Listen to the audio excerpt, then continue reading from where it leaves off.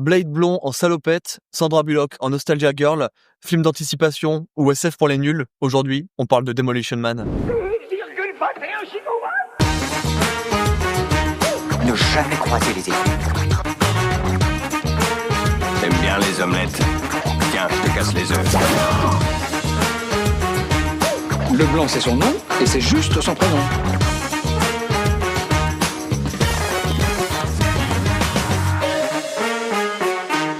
C'est vraiment un gros tas de merde. Bienvenue dans Pizza à Nanar. Bonjour Julien, comment tu vas? Bah écoute, ça va et toi Franck? Bah ouais, ça va super. On attaque un gros morceau aujourd'hui. Ouais. Demolition Man. Ça y est, c'est la fin des Quelle blockbusters de l'été. On redémarre sur les chapeaux de roue, j'ai envie de dire, avec un film culte pour toutes les personnes qui sont fans de cette époque-là et puis de Sylvester Stallone. C'est vraiment un monument du cinéma. Oui, un gros monument. Moi j'aime beaucoup Demolition Man, je vous le dis tout de suite. J'ai adoré revoir le film. Ça fait plusieurs, tu sais, sessions qu'on fait où je subis un peu le film. Là, j'ai pris beaucoup de plaisir. Je peux comprendre. Mais alors, du coup, dis-moi tout. Comment t'as découvert le film, toi? Écoute, je sais plus du tout. C'est tellement lointain que c'est vraiment un truc que j'ai dû voir, tu sais, en cassette, sur une télé cathodique, quelque part. J'ai aucun souvenir de mon premier visionnage tellement ça remonte. Ça faisait un moment que je l'avais pas vu, mais écoute, j'ai pris, comme je l'ai dit, beaucoup de plaisir à revoir le film. Ça faisait longtemps que j'avais pas vu un bon Stallone et ouais, ça marche toujours. Ça marche toujours. Bah moi j'ai découvert le film assez jeune. Ouais, il y a un tas de moins de 12 ans, mais je crois que je l'ai découvert que j'avais 8-10 ans, un truc comme ça. C'était une VHS enregistrée à la maison. C'est pour dire un peu le niveau. Bon, en même temps, on rappelle que le film est de 1993, donc ouais, les VHS c'était d'époque. J'étais pas né. Ouais, voilà, moi aussi. Une époque que les moins de 20 ans n'ont pas connue, comme dirait l'autre. Mais ouais, une petite VHS qui traînait là dans le salon de mes parents, j'ai regardé ça et j'ai kiffé. Maintenant, on se demande pourquoi je dis beaucoup de gros mots. Je pense aussi que ça a dû jouer. Hein, Je pense que ça a dû jouer aussi. Du coup, est-ce que tu veux qu'on passe directement au réalisateur? Ouais, je pense que de toute façon, ça sert à rien de faire trop de mise en contexte. On peut démarrer direct par la partie technique. Oui. Je me suis pas spoilé. Je t'ai laissé le champ libre. Je sais même pas qui a réalisé. Donc c'est le moment. Ah. Fais-moi rêver. Ok. Alors, le réalisateur, c'est Marco Brambilla. C'est le mec qui a fait exploser Stallone puis l'art contemporain. Ça m'a fait mourir de rire quand j'ai écrit ce truc sur internet. Du coup, en fait, c'est la première réalisation de Marco Brambilla, pas facile à dire. Et quelle première réalisation, quoi. Enfin, le mec c'est son premier film. Ouais, c'est son premier C'est film. drôle parce que ça fait 2 épisodes d'affilée où on fait le premier film d'un réalisateur et un grand écart entre Souviens-toi l'été dernier et Demolition Man. Mais c'est surtout son plus connu. Il a fait d'autres films mais beaucoup plus anecdotiques, quoi. Enfin, Okay. beaucoup plus confidentiels, on va dire. D'accord. C'est mieux. Du coup, il s'est mis à réaliser ça directement avec Stallone et avec Wesley Snipes. Gros morceau quand même. Il avait fait un film aussi avec Benicio del Toro et Alicia Silverstone en 97 qui s'appelle Excess Baggage. Ok. Et après, il tourne le dos à Hollywood parce que en fait, il a pas fait grand chose et il devient artiste visuel contemporain. Ok. Voilà. Il Et a c'est- complètement vrillé. Il a fait un virage à 180 degrés et il a changé de direction. Il signe des installations vidéo monumentales, souvent hypnotiques et très référencées, Ok. qui mixent culture pop et imagerie sacrée. Un peu chelou. J'ai pas vu ce qu'il faisait. Mais voilà, c'était un peu... C'est pas si étonnant quand on voit, tu sais, Demolition Man. Ouais. C'est pas toi qui m'as dit qu'il était exposé au Guggenheim, c'est ça? Ouais, si, Ouais, c'est ce c'est que fou j'ai quand dit. Il même. a des œuvres exposées donc dans des musées prestigieux comme le Guggenheim ou le Centre Pompidou. Ah, ok. Et ouais. Ça se trouve, j'ai déjà vu un de ces trucs à lui, du coup. Ah, je suis jamais allé au Ouais. Centre Pompidou. Bah, j'ai déjà fait Pompidou, quelques donc, fois et c'est pas impossible. Oh, ok, d'accord. Voilà. En 2010, il fait même un clip expérimental pour Kanye West, pour Power, Ah, ouais. Voilà. ok, ouais. donc qui est assez connu. Et du coup, voilà, ses seuls moments en tant que réalisateur à Hollywood, c'était ça. Donc ça va, quoi, parce que le mec, pour un de ses premiers films, c'est Demolition Man, il est avec Stallone, c'est Wesley Snipes, et en plus il cartonne. Alors après, remettons l'église au milieu du village. C'est pas Oui. un grand film dans ce sens-là, mais Non, c'est mais- un film très divertissant Ouais. et au niveau de la réalisation, j'ai pas grand-chose à mettre en avant, mais j'ai pas grand-chose non plus à critiquer. Donc Oui, non, c'est assez basique. c'est rempli de clichés de l'époque, mais Ouais, et puis il y a quand même pas mal d'effets numériques pour l'époque, je trouve. Oui, non, c'est On sûr. en parlera. Il y en a certains qui ont été utilisés pour ça. Il y en a des mieux faits que d'autres. Il y en a des mieux faits que d'autres, en effet. Et si on passait un peu au casting? Justement, ça fait 2 fois, je pense qu'on aura plus de choses à dire sur le casting que sur le réalisateur. Parce que là, niveau casting, on a du lourd, tu l'as dit, hein, c'est la première fois qu'on va parler de Sylvester Stallone, aka John Spartan dans le film. Ou Sly, comme on l'appelle. Ou le Demolition Man, quoi. Le Demolition Man. Son rôle, c'est le classique du flic bourrin des années 90. Que dire sur la carrière de Stallone que les gens ne connaissent pas. Reconnu et, comment dire, un peu découvert dans la saga Rocky avec le premier film Rocky. Alors pour la petite histoire pour Rocky, alors je pense que plein de gens le savent, mais c'est lui qui a écrit le premier Rocky. Il voulait absolument jouer dedans. Il s'est fait refuser beaucoup de manières différentes. Il s'est fait recevoir de manière différente, on va dire, au lieu jusqu'à ce que quelqu'un lui donne la chance de faire ce film-là. Avec un budget ridicule. Avec un budget ridicule, il aura son rôle puisque c'est lui qui voulait le jouer. Il a vécu quand même pas mal de temps dans la pauvreté avec ce film-là. Il voulait vraiment se porter ce film-là et il gagnera quand même 3 Oscars avec ce film. C'est fou. Et un succès public et critique. Il en fera 6 et il y a des suites aujourd'hui avec Creed. Ouais, c'est ça, c'est de la saga, la legacy sequel de Rocky final. C'est ça. Dans la même époque, dans les années 80, alors Stallone, c'est le concurrent de Schwarzy, hein. Ouais, dans c'est les années le action 80. man. C'est les action men du moment et il fera Rocky. Dans les années 80, il fera Rocky 2, Rocky 3, Rocky 4 et il fera Rambo 1, Rambo 2 et Rambo 3, le super soldat. Donc il est connu pour ses rôles, on va dire, de bourre-pif. Ouais, puis iconique des années 80. Hein. Tu sais, aux films des années 80, les action movies des années 80, c'est lui et Schwarzenegger. Donc forcément, il a une grosse place dans la culture pop des années 80. Clairement. Ouais, non, mais c'est un monument du cinéma des années 80 d'action, quoi. Enfin, du cinéma d'action des années 80. Il y a eu toute la saga aussi, The Expendables dans les années 2010 pour essayer de faire un revival de cette époque qui n'a pas du tout pris parce que, encore une fois... quand même, il y en a eu 3. 4. Oui, il y en a eu 4, mais dans les années dire... 2010, il y en a eu 3, le 4e est de 2020. Oui, c'est pour ça. Il y en a eu 3 d'affilée dans les années 2010 où il fait quand même revenir Schwarzy, Bruce Willis, Van Damme, Wesley Snipes, on en parlait. Ils ont rejoué ensemble. Il y a eu 3 films de qualité variable, on va dire. Oui. Moi, mon préféré, c'est le 2. Et je pense parce que je suis un fan de Van Damme et faut qu'on fasse un Van Damme, hein, d'ailleurs. Oui. Mais je suis un fan de Van Damme et moi, le 2, il reste mon préféré. Même si j'aime beaucoup le 1, le 3 commence à descendre et le 4, je l'ai même pas vu. C'est une catastrophe industrielle. Ouais. Donc, voilà, ouais, bon, c'est peut-être un peu la déchéance. Est-ce que c'est la déchéance de Stallone, du film d'action, du cinéma aujourd'hui? A priori, ils ont fait beaucoup de fonds verts qui marchent pas très bien. Il paraît qu'il est dans une série qui s'appelle Tesla, non? Je sais plus. King of King of il paraît que c'est sympa. Il paraît que c'est sympa. Ils ont déjà fait 2 saisons. Donc, voilà. Il joue un méchant mafieux, je crois. Ouais, c'est un mafieux un peu bourrin et toujours il met des bourre-pifs. Donc, c'est un peu le rôle de Stallone. Il a quand même fait des rôles beaucoup plus dramatiques. Moi, le film qui me vient à l'esprit tout de suite, c'est le film qu'il a fait avec Harvey Keitel et Robert De Niro et Ray Liotta, c'est Copland. Je crois que c'est dans l'univers carcéral si je me souviens, et c'est vachement bien Copland. Ça, c'est super bien. C'est difficile de le voir dans un rôle de composition quand même, Stallone, mais... Ouais, mais pourquoi pas, hein. Schwarzenegger s'y est beaucoup plus essayé, je trouve, que Stallone. Schwarzenegger, il est parti plus sur de la comédie aussi. Il avait un timing comique beaucoup plus intéressant. C'est vrai. Aujourd'hui, moi, j'assimile plutôt, tu vois, John Cena à Schwarzenegger. Il fait exactement la même chose, je trouve. C'est vrai. En tant que dans l'univers d'ici, il joue quel personnage déjà? J'ai oublié. Peace Walker. Peacemaker. Peacemaker. Ouais. Merci. Ouais, bon.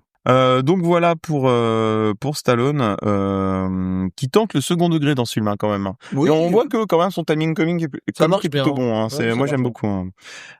L'antagoniste de l'histoire, c'est qui est joué par Wesley Snipes. Ouais. Simon Phoenix, il a le rôle du psychopathe flamboyant, le méchant culte du film. Comme je l'ai dit, hein, c'est le Blade blond avec une salopette. Il est excentrique, drôle et complètement taré. On dirait un peu un Joker Wish. Ouais, un peu ça. Et a priori, Wesley Snipes, c'est un peu comme ça sur les tournages. Un peu chelou. Hein. Alors, fun fact tout de suite, Stallone, il voulait Jackie Chan en méchant. Oh, ah ouais. Ça devait être Jackie Chan qui devait prendre le rôle de Simon Phoenix, mais Jackie Chan ne voulait pas endosser un personnage qui était pas un Jackie gentil. Chan ne joue jamais les méchants. Hein. Exactement. Donc, ça n'est pas arrivé, mais à la base, c'était l'envie de Stallone. Ok, ouais, ça aurait été cool en vrai. Hein, mais ouais, clairement. Mais du coup, Wesley Snipes, il est repéré par Spike Lee avec les films Jungle Fever et Mo Better Blues. Il a enchaîné les rôles musclés dans New Jack City, Passager 57, Rising Sun et La trilogie Blade, forcément. la trilogie Blade, j'allais dire, qu'on revoit dans Deadpool et Wolverine. Ça fait un spoil, mais c'est pas grave. Ouais, léger. On le voit quelques secondes, quoi. Ah, il y a un truc qui m'a fait rire, moi, là-dedans, mais Il y a un truc un peu cynique où il regarde la caméra face cam et dit je serai toujours le seul et unique Blade, ouais. tout en sachant que le nouveau Blade de Marvel est dans un enfer de production depuis plusieurs années. Ouais. Donc c'est un peu cynique, je trouve, de faire ça. Oui, c'est un peu C'est un cynique. peu mais, remuer le couteau dans la plaie, hein, quand même. Mais du coup, c'est les gros bras. Alors Blade, c'est pareil, c'est de qualité variable. Le 1 est bien, le 2 est exceptionnel. C'est Guillermo del Toro qui fait le 2. Donc voilà. Ouais, d'accord. Et le 3 est une catastrophe. Donc, mais du coup, il est vite rattrapé dans les années 2000 par le fisc. Et ouais, il a quand même été en prison pour fraude fiscale. Sérieux ? Parce qu'il déclarait pas ses revenus. C'est Donc vraiment ouais, Simon et Phoenix, quoi. ouais, Simon Phoenix du pauvre, quoi. Ouais. Enfin pas du pauvre, mais moins violent, quoi, on va dire. Ouais, il a été rattrapé par les impôts. Il avait des montants hallucinants comme des 7 millions de dollars qu'il déclarait pas. Sa défense était un argument juridique assez fumeux qui était basé sur une théorie de conspiration où l'impôt fédéral est illégal. Ouais, d'accord. Voilà. Oui, Donc, c'est je ne contracte pas. C'est exactement ça. C'est je ne contracte pas. D'accord. Et du coup, en 2008, il a été condamné à 3 ans de prison ferme. Ok, donc il a fait Et du ferme. ça a été la chute de Wesley Snipes, plus sa réputation qu'il a eue sur les tournages de Blade, en mode Diva un peu, c'est ça. un peu diva et un peu en mode c'est lui Blade, tu vois. Là, on en parlait de la réplique là juste avant. A priori, sur le plateau, il sortait pas du rôle. D'accord. Il était tout le temps dans Blade. Oui, c'est la Il joué. avait vraiment beaucoup de mal de composition pour Ouais, Blade. c'est ça. Quoi. D'accord. Donc voilà. On peut enchaîner sur le troisième rôle principal de ce film, qui est forcément le rôle de Lenina Huxley. Alors je savais même pas le prénom, pour moi il appelle que Huxley. Ouais, voilà, c'est ça. Et c'est Sandra Bullock, forcément. Pareil, énorme comédienne des années 90. Rien que j'allais dire le quatuor, mais le trio qu'on a dans ces trois acteurs de l'époque des années 90, c'est du lourd quand même. Ouais, alors Sandra Bullock, elle est quasi inconnue à ce moment-là. C'est vrai? Oui. Du coup, je l'ai regardé avec le recul de. Ouais. Non, quand carrière, en fait, c'était pas Sandra Bullock, je crois, qui était pressentie. Je sais plus, ça doit être dans les anecdotes que j'ai un peu plus bas. Mais l'actrice était partie, je crois, à ce moment-là. Ok. Elle était quasi inconnue. Elle venait seulement de faire quelques téléfilms, 2 ou 3 séries et un obscur remake de Love Potion No. 9. T'as raison, parce que je le vois en 94, son premier grand rôle, c'est Speed. Ouais, et voilà, l'explose avec Speed avec Keanu Reeves. Ouais. Voilà. L'année suivante, quoi, au final. Donc, ouais, sacré début de carrière, quand même. Ouais, gros début de carrière. Donc ça, c'était plutôt cool pour elle. Et belle révélation aussi, parce que elle le joue très bien, ce rôle, je trouve. Ouais, c'est ça, elle joue la jeune policière qui est fascinée par le XXe siècle et par le sergent Spartan, justement. Donc, elle est vraiment fascinée par le sergent Spartan, hein. Clairement. Petite anecdote aussi sur Wesley Snipes. Wesley Snipes, c'était quand même quelqu'un qui savait faire pas mal d'arts martiaux. Et en fait, il ne se battait pas comme il aurait dû se battre dans le film, puisqu'en fait, il était trop rapide. Il était trop rapide dans ses mouvements. Donc, ils lui ont demandé de ralentir ses mouvements. Et en fait, en regardant le film, là, je me suis rendu compte, en effet, ça fait un truc un peu chelou quand même, quand il donne des coups de pied ou des coups de poing. Donc, les plans étaient trop flous quand il se battait parce qu'il est trop rapide. Parce que oui, il a vraiment fait des arts martiaux, Wesley Snipes. Ça a dû lui servir en prison, du coup. Et en plus, il détestait sa coupe de cheveux. Forcément. Coupe de cheveux des années 90. Mais ouais, ça pour le coup. Ouais, non, c'est ça. Et du coup, pour revenir sur Sandra Bullock, moi, je voulais juste aussi noter 2 autres grands rôles que la plupart des gens doivent connaître forcément, mais son rôle en 2013 pour Gravity. Et pour terminer, il y a pas si longtemps, en 2018, un Bird Box aussi, où elle a le rôle principal. C'est bien Bird Box, moi j'aime beaucoup. Le premier est sympa, les suites J'ai pas vu les suites, j'ai vu que le premier avec elle. Donc, en fait, c'est le genre de film à concept où c'est sympa. Ouais. Je trouve que ça tire en longueur. Après, souvent. ça reste un film Netflix. Je suis désolé, mais la qualité de Netflix. Alors oui, ça aurait pas dû être elle qui devait jouer Lenina Huxley, ça aurait dû être Laurie Petty, qui est l'actrice principale de Point Break et Tank Girl. Ok. Fun fact, ça lui a sauvé sa carrière parce que c'est grâce au rôle de Demolition Man qu'elle a pu avoir son rôle dans Speed qui l'a fait exploser. Donc, et Laurie Petty est partie pour différents créatifs. Traduction, elle ne supportait pas l'ambiance du tournage. Ouais, d'accord. Je sais pas si t'as d'autres rôles. Moi, j'en ai un dernier. Alors moi, j'ai pas pris d'autres rôles parce que je connaissais pas trop les autres acteurs. Je savais pas trop dans quoi ils avaient joué. Et je savais pas si ça allait parler aux gens parce que même moi les noms me revenaient pas. Non, bah c'est ça. Moi, j'ai juste Denis Learly, je sais même pas comment on pourrait dire ça. Il joue le rôle de Edgar Friendly dans le film. C'est le chef des rebelles qui sont affamés et qui vivent sous terre. Et en fait, c'est le personnage qui joue dans le Captain Stacy dans Amazing Spider-Man de 2012. Donc le père de Gwen Stacy, tout simplement. Donc en fait, quand je l'ai vu quand je faisais la filmo tout à l'heure, je regardais. Je me suis dit, c'est vrai, c'est le père de Gwen Stacy, j'avais complètement oublié. Donc voilà, petite anecdote, voilà, tout simplement. Autre anecdote sur le film, parce que je vois pas quand j'en aurais parlé, ils ont essayé de faire du merchandising. Il y a eu des jouets qui ont été faits, donc des petites figurines un peu... parce que c'était l'époque Robocop, tu vois. Ouais, Robocop a fait beaucoup de jouets, ça a vendu beaucoup de jouets chez les enfants. Pourtant, le film est assez violent et énormément. il est énormément violent et en plus, il est très enfin, ouais, c'est un film d'anticipation aussi, Robocop. Oui, clairement. Et il y a eu beaucoup de jouets qui ont été vendus de Robocop par Mattel et Hasbro et ils voulaient leur part du gâteau. Du coup, ils ont fait des figurines qui sont ultra cartoon de Stallone et Snipes avec des muscles gonflés à l'hélium, mais ça leur ressemblait pas du tout au niveau du visage. C'était trop bizarre. Il y a eu du color swap à gogo. Oh, wow. Alors ouais, ça peut paraître bizarre, mais les mêmes figurines étaient rééditées dans différentes couleurs fluo façon mode furtive. C'était un peu bizarre comme couleur. Il y a eu des véhicules très ridicules qui ressemblaient même pas aux véhicules du film. Ouais. C'est n'importe quoi. Et un pistolet à bulles estampillé Demolition Man pour les enfants sages qui veulent quand même démolir pacifiquement. L'Amérique. Il y a eu aussi un partenariat niveau bouffe où tu pouvais acheter des menus Demolition Man dans certains fast-food américains, alors que dans le film, tous les restos sont estampillés. Alors, nous, Pizza Hut, on en parlera dans le film, mais aux États-Unis, c'est Taco Bell, parce que Taco Bell n'était pas présent en Europe. Donc, toujours pas présent en Europe. Toujours pas présent en Europe. Mais Pizza Hut était beaucoup plus connu, donc ils ont changé toutes les marques Taco Bell en Pizza Hut dans le film. Ça m'a fait assez rire d'ailleurs. Je trouve ça vachement bien fait parce que tu vois, je l'ai pas remarqué dans mon visionnage. Non, pas du tout. Moi non plus, je l'ai pas remarqué. Et dernière anecdote, il devait y avoir une suite. Ah, ok. Ouais. Et il devait l'appeler Demolition Woman. Ah, d'accord, sur Sandra Bullock, du coup? Bah non, pas forcément. Ah, sur la fille de Stallone, sûrement. Ben en fait non, il parlait d'une criminelle cryogénisée féminine ultra dangereuse qui serait libérée par accident et John Spartan reprendrait du service pour l'arrêter. C'était le pitch du truc, ça avait l'air quand même assez nul. Hein. Mais voilà, Stallone n'était pas chaud, les studios hésitaient à lancer une vraie franchise dans l'univers qui était difficile à vendre au jeune public. Forcément, les ventes de jouets n'ont pas décollé. Ouais, ça m'étonne. Ouais, je veux dire, je comprends parce que bon, je vois mal. Je comprends pas. C'est pas un film à jouer du tout. Et le projet est enterré discrètement, comme Simon Phoenix dans sa capsule. Écoute, ça m'étonnerait même pas qu'avec tout ce qui se passe en ce moment, qu'ils essayent pas de refaire une suite.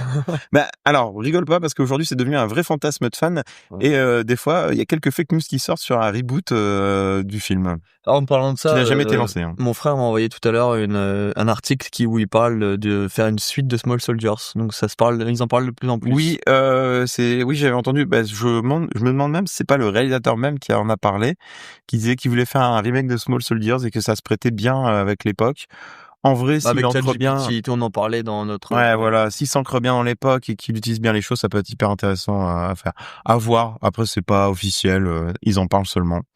Mais bon, voilà. Ok, bah écoute, je pense que on peut commencer à rentrer dans le film tout doucement. À moins que tu parlerais pas de la petite bière, hein. Très bien, c'est vrai. Je pense que c'est le moment de parler de la petite bière du jour. C'est de la brasserie Cambier, une de mes brasseries préférées. Aujourd'hui, on boit une Mongie IPA, le classique, celle qui fait plaisir. Pour les personnes qui connaissent pas la brasserie Cambier, je ne peux que recommander. Elle a brûlé cette année, heureusement. Ils sont en train de reconstruire, mais ils ont de très bonnes bières. Mention spéciale pour la New French IPA, qui est exceptionnelle. Non, elle est très bonne. Moi, j'aime bien. Elle passe tout seul. Hein. Ouais, une bonne bière. Allons-y gaiement. On peut démarrer par le film. Démarrons par le film. Allons-y.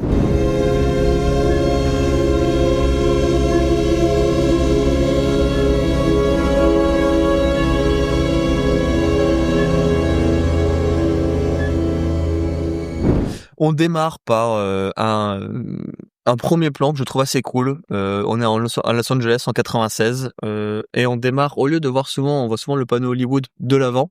On le voit de l'arrière. On le voit de l'arrière. Le panneau est littéralement en feu et on voit toute la ville qui est dans le chaos. Ouais. T'as D'ailleurs, l'impression d'être dans Batman, quoi. ouais, c'est un peu ça. C'était le niveau difficile des images d'énigmes qu'on a postées. Vous avez dû le reconnaître. C'est la première image du film, littéralement.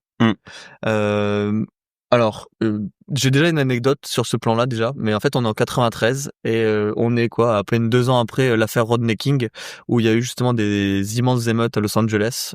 C'était en 94. C'est 91. Dans ma tête, c'était 92. Ah oui, non, pardon. 91, l'affaire Rodney King. Oui. Ça a été tourné en 93, ils disent Los Angeles. Oui, c'est 93. Dans ma tête, c'est c'était ça. 92 dans ma tête, mais oui, non, c'est ok, Ouais. c'est 91. Rodney Ça King. arrive en 91 Ok. et du coup c'est une des plus grosses émeutes à Los Angeles qu'il y ait jamais eu. Ouais, c'était un carnage, cette Ouais, époque-là. Hein. ça a vraiment duré plusieurs jours où il y a l'armée qui est intervenue et tout directement. Bah, la garde nationale. Ouais, carrément. enfin l'armée quand je dis c'est sa garde nationale.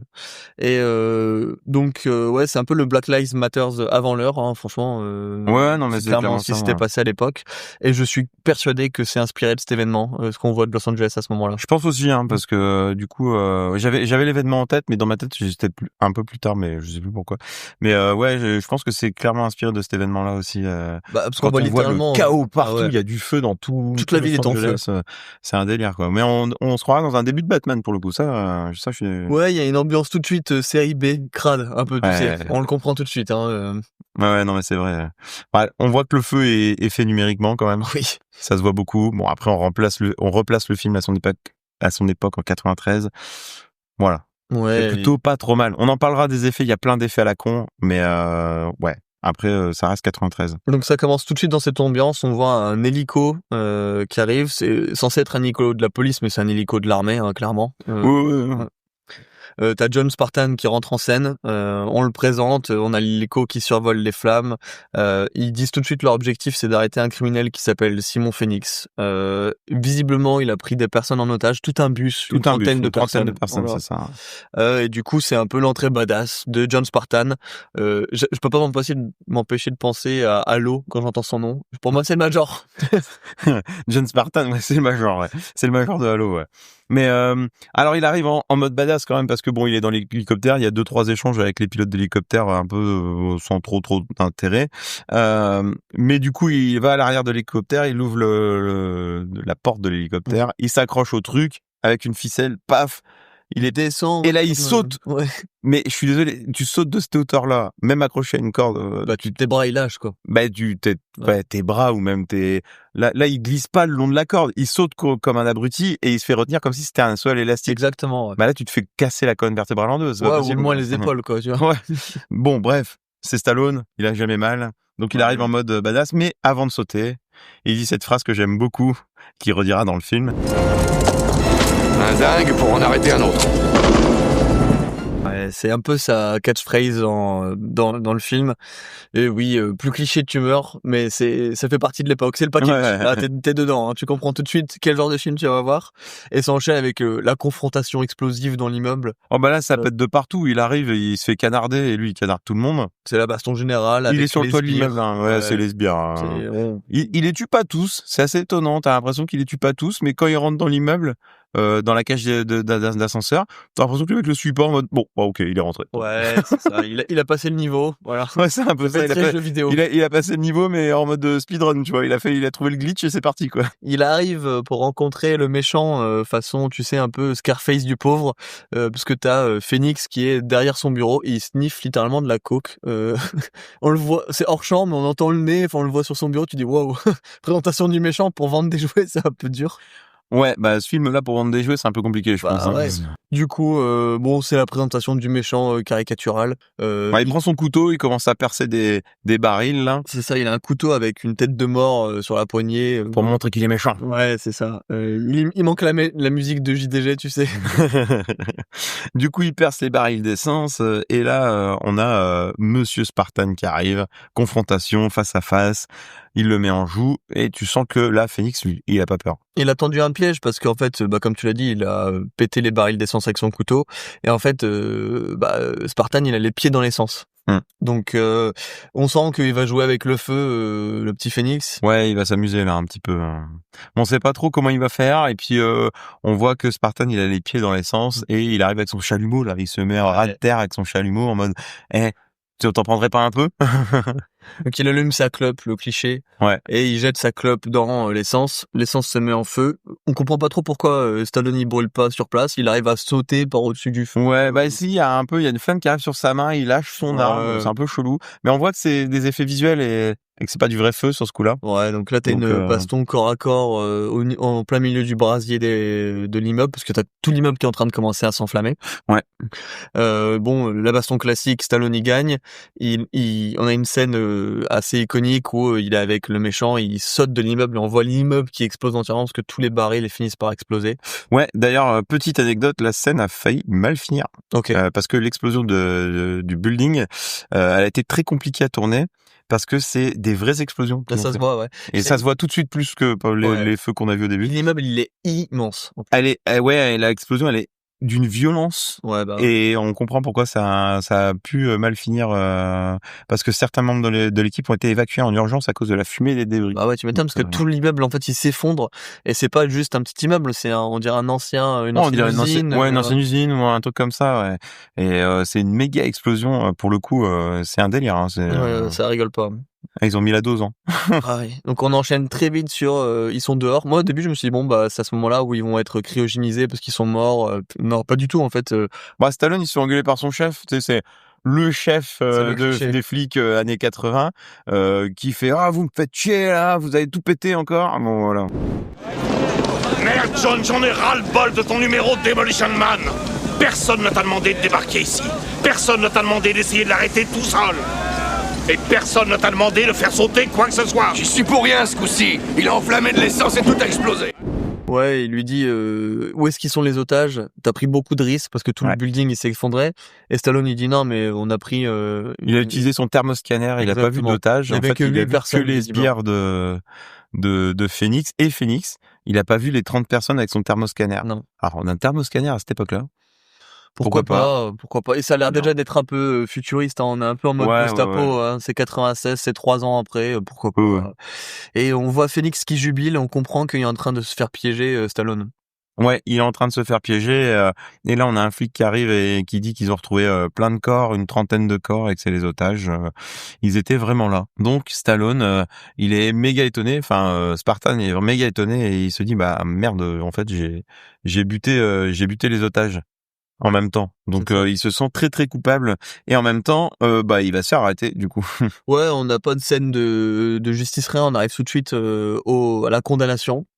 Ouais, il est déjà condamné, hein. Ouais. C'est il y a pas de c'est ça. On a le générique qui arrive niaiser, avec une police futuriste de l'époque là, très Robocop. Oui, en vrai. Oui, c'est c'est la police de Robocop, hein, honnêtement. C'est clairement la police de Robocop, ouais. Et avec des effets sonores un peu dégueulasses, honnêtement. Et on le voit arriver dans un endroit un peu froid et métallique là. Ouais, c'est très futuriste, mais futuriste des années 90. C'est ça. Il est déjà reconnu coupable, hein, pour le coup. Ouais. Là, Et il a pris 50 ans. Ouais, 50 ans de cryogénisation. Ouais. Et aura le droit à une libération conditionnelle en 2046. Ouais, c'est ce qui est dit. C'est ce qui est dit. Donc en fait 4 ans avant quoi, t'es en mode quitte à faire ça autant aller jusqu'au bout, hein. Oui, quoique c'est peut-être mieux de sortir 4 ans avant quand t'es cryogénisé, t'as moins froid. Ah non, en plus n'importe quoi, c'est pas c'est pas vraiment 50 ans, ouais, il prend les 50 ans direct et il sort en libération conditionnelle quoi. Et du coup, il rentre dans la machine, un liquide se remplit et on sent qu'il va quasiment se noyer. Ouais, et là on a une scène quand même vachement iconique, on l'a mis en niveau facile flouté dans les énigmes, mais c'est le monsieur tout nu. C'est Stallone à poil qui fait très Terminator. Tu sais, au moment où la cuve se remplit. Terminator était était sorti pas longtemps avant. Hein, c'est ça. Je trouve qu'il y a beaucoup de références à Terminator. Je sais pas si si c'est le cinquième élément qui s'est nourri de tout ça aussi. Mais pareil, je trouve que ça fait très le cinquième élément avec Lilou qui se réveille, tu sais, dans sa cuve aussi. Oui. Donc ça appelle à plein de choses, même à Alien aussi, tu sais, ou même à Star Wars avec les cuves de Bacta. Donc c'est vraiment la science-fiction de l'époque. Et je trouve que le plan il marche bien, en vrai ça fonctionne bien. Il marche très bien, en plus je trouve que la lumière est cool. Ouais, la Stallone photo, elle est cool. Il est costaud, putain. Oui, il était dans sa plus grande forme à cette époque-là quand même. Hein. Du coup, il rentre dans la machine, donc une espèce de liquide arrive et on sent qu'il va se noyer. D'un coup, ils mettent un espèce de, enfin, je sais pas comment dire, une espèce de lance avec un liquide bleu dedans. Il le congèle à moins 55, je crois, degrés, c'est ça. Et l'espèce de petit liquide bleu, là, il arrive et il congèle tout. On a un espèce d'effet numérique, là, qui passe sur la flotte et qui congèle instantanément. Ouais, ça, c'est pas très beau. Ouais, ça, c'est pas très beau, ça. Non. Mais après, année 93, hein.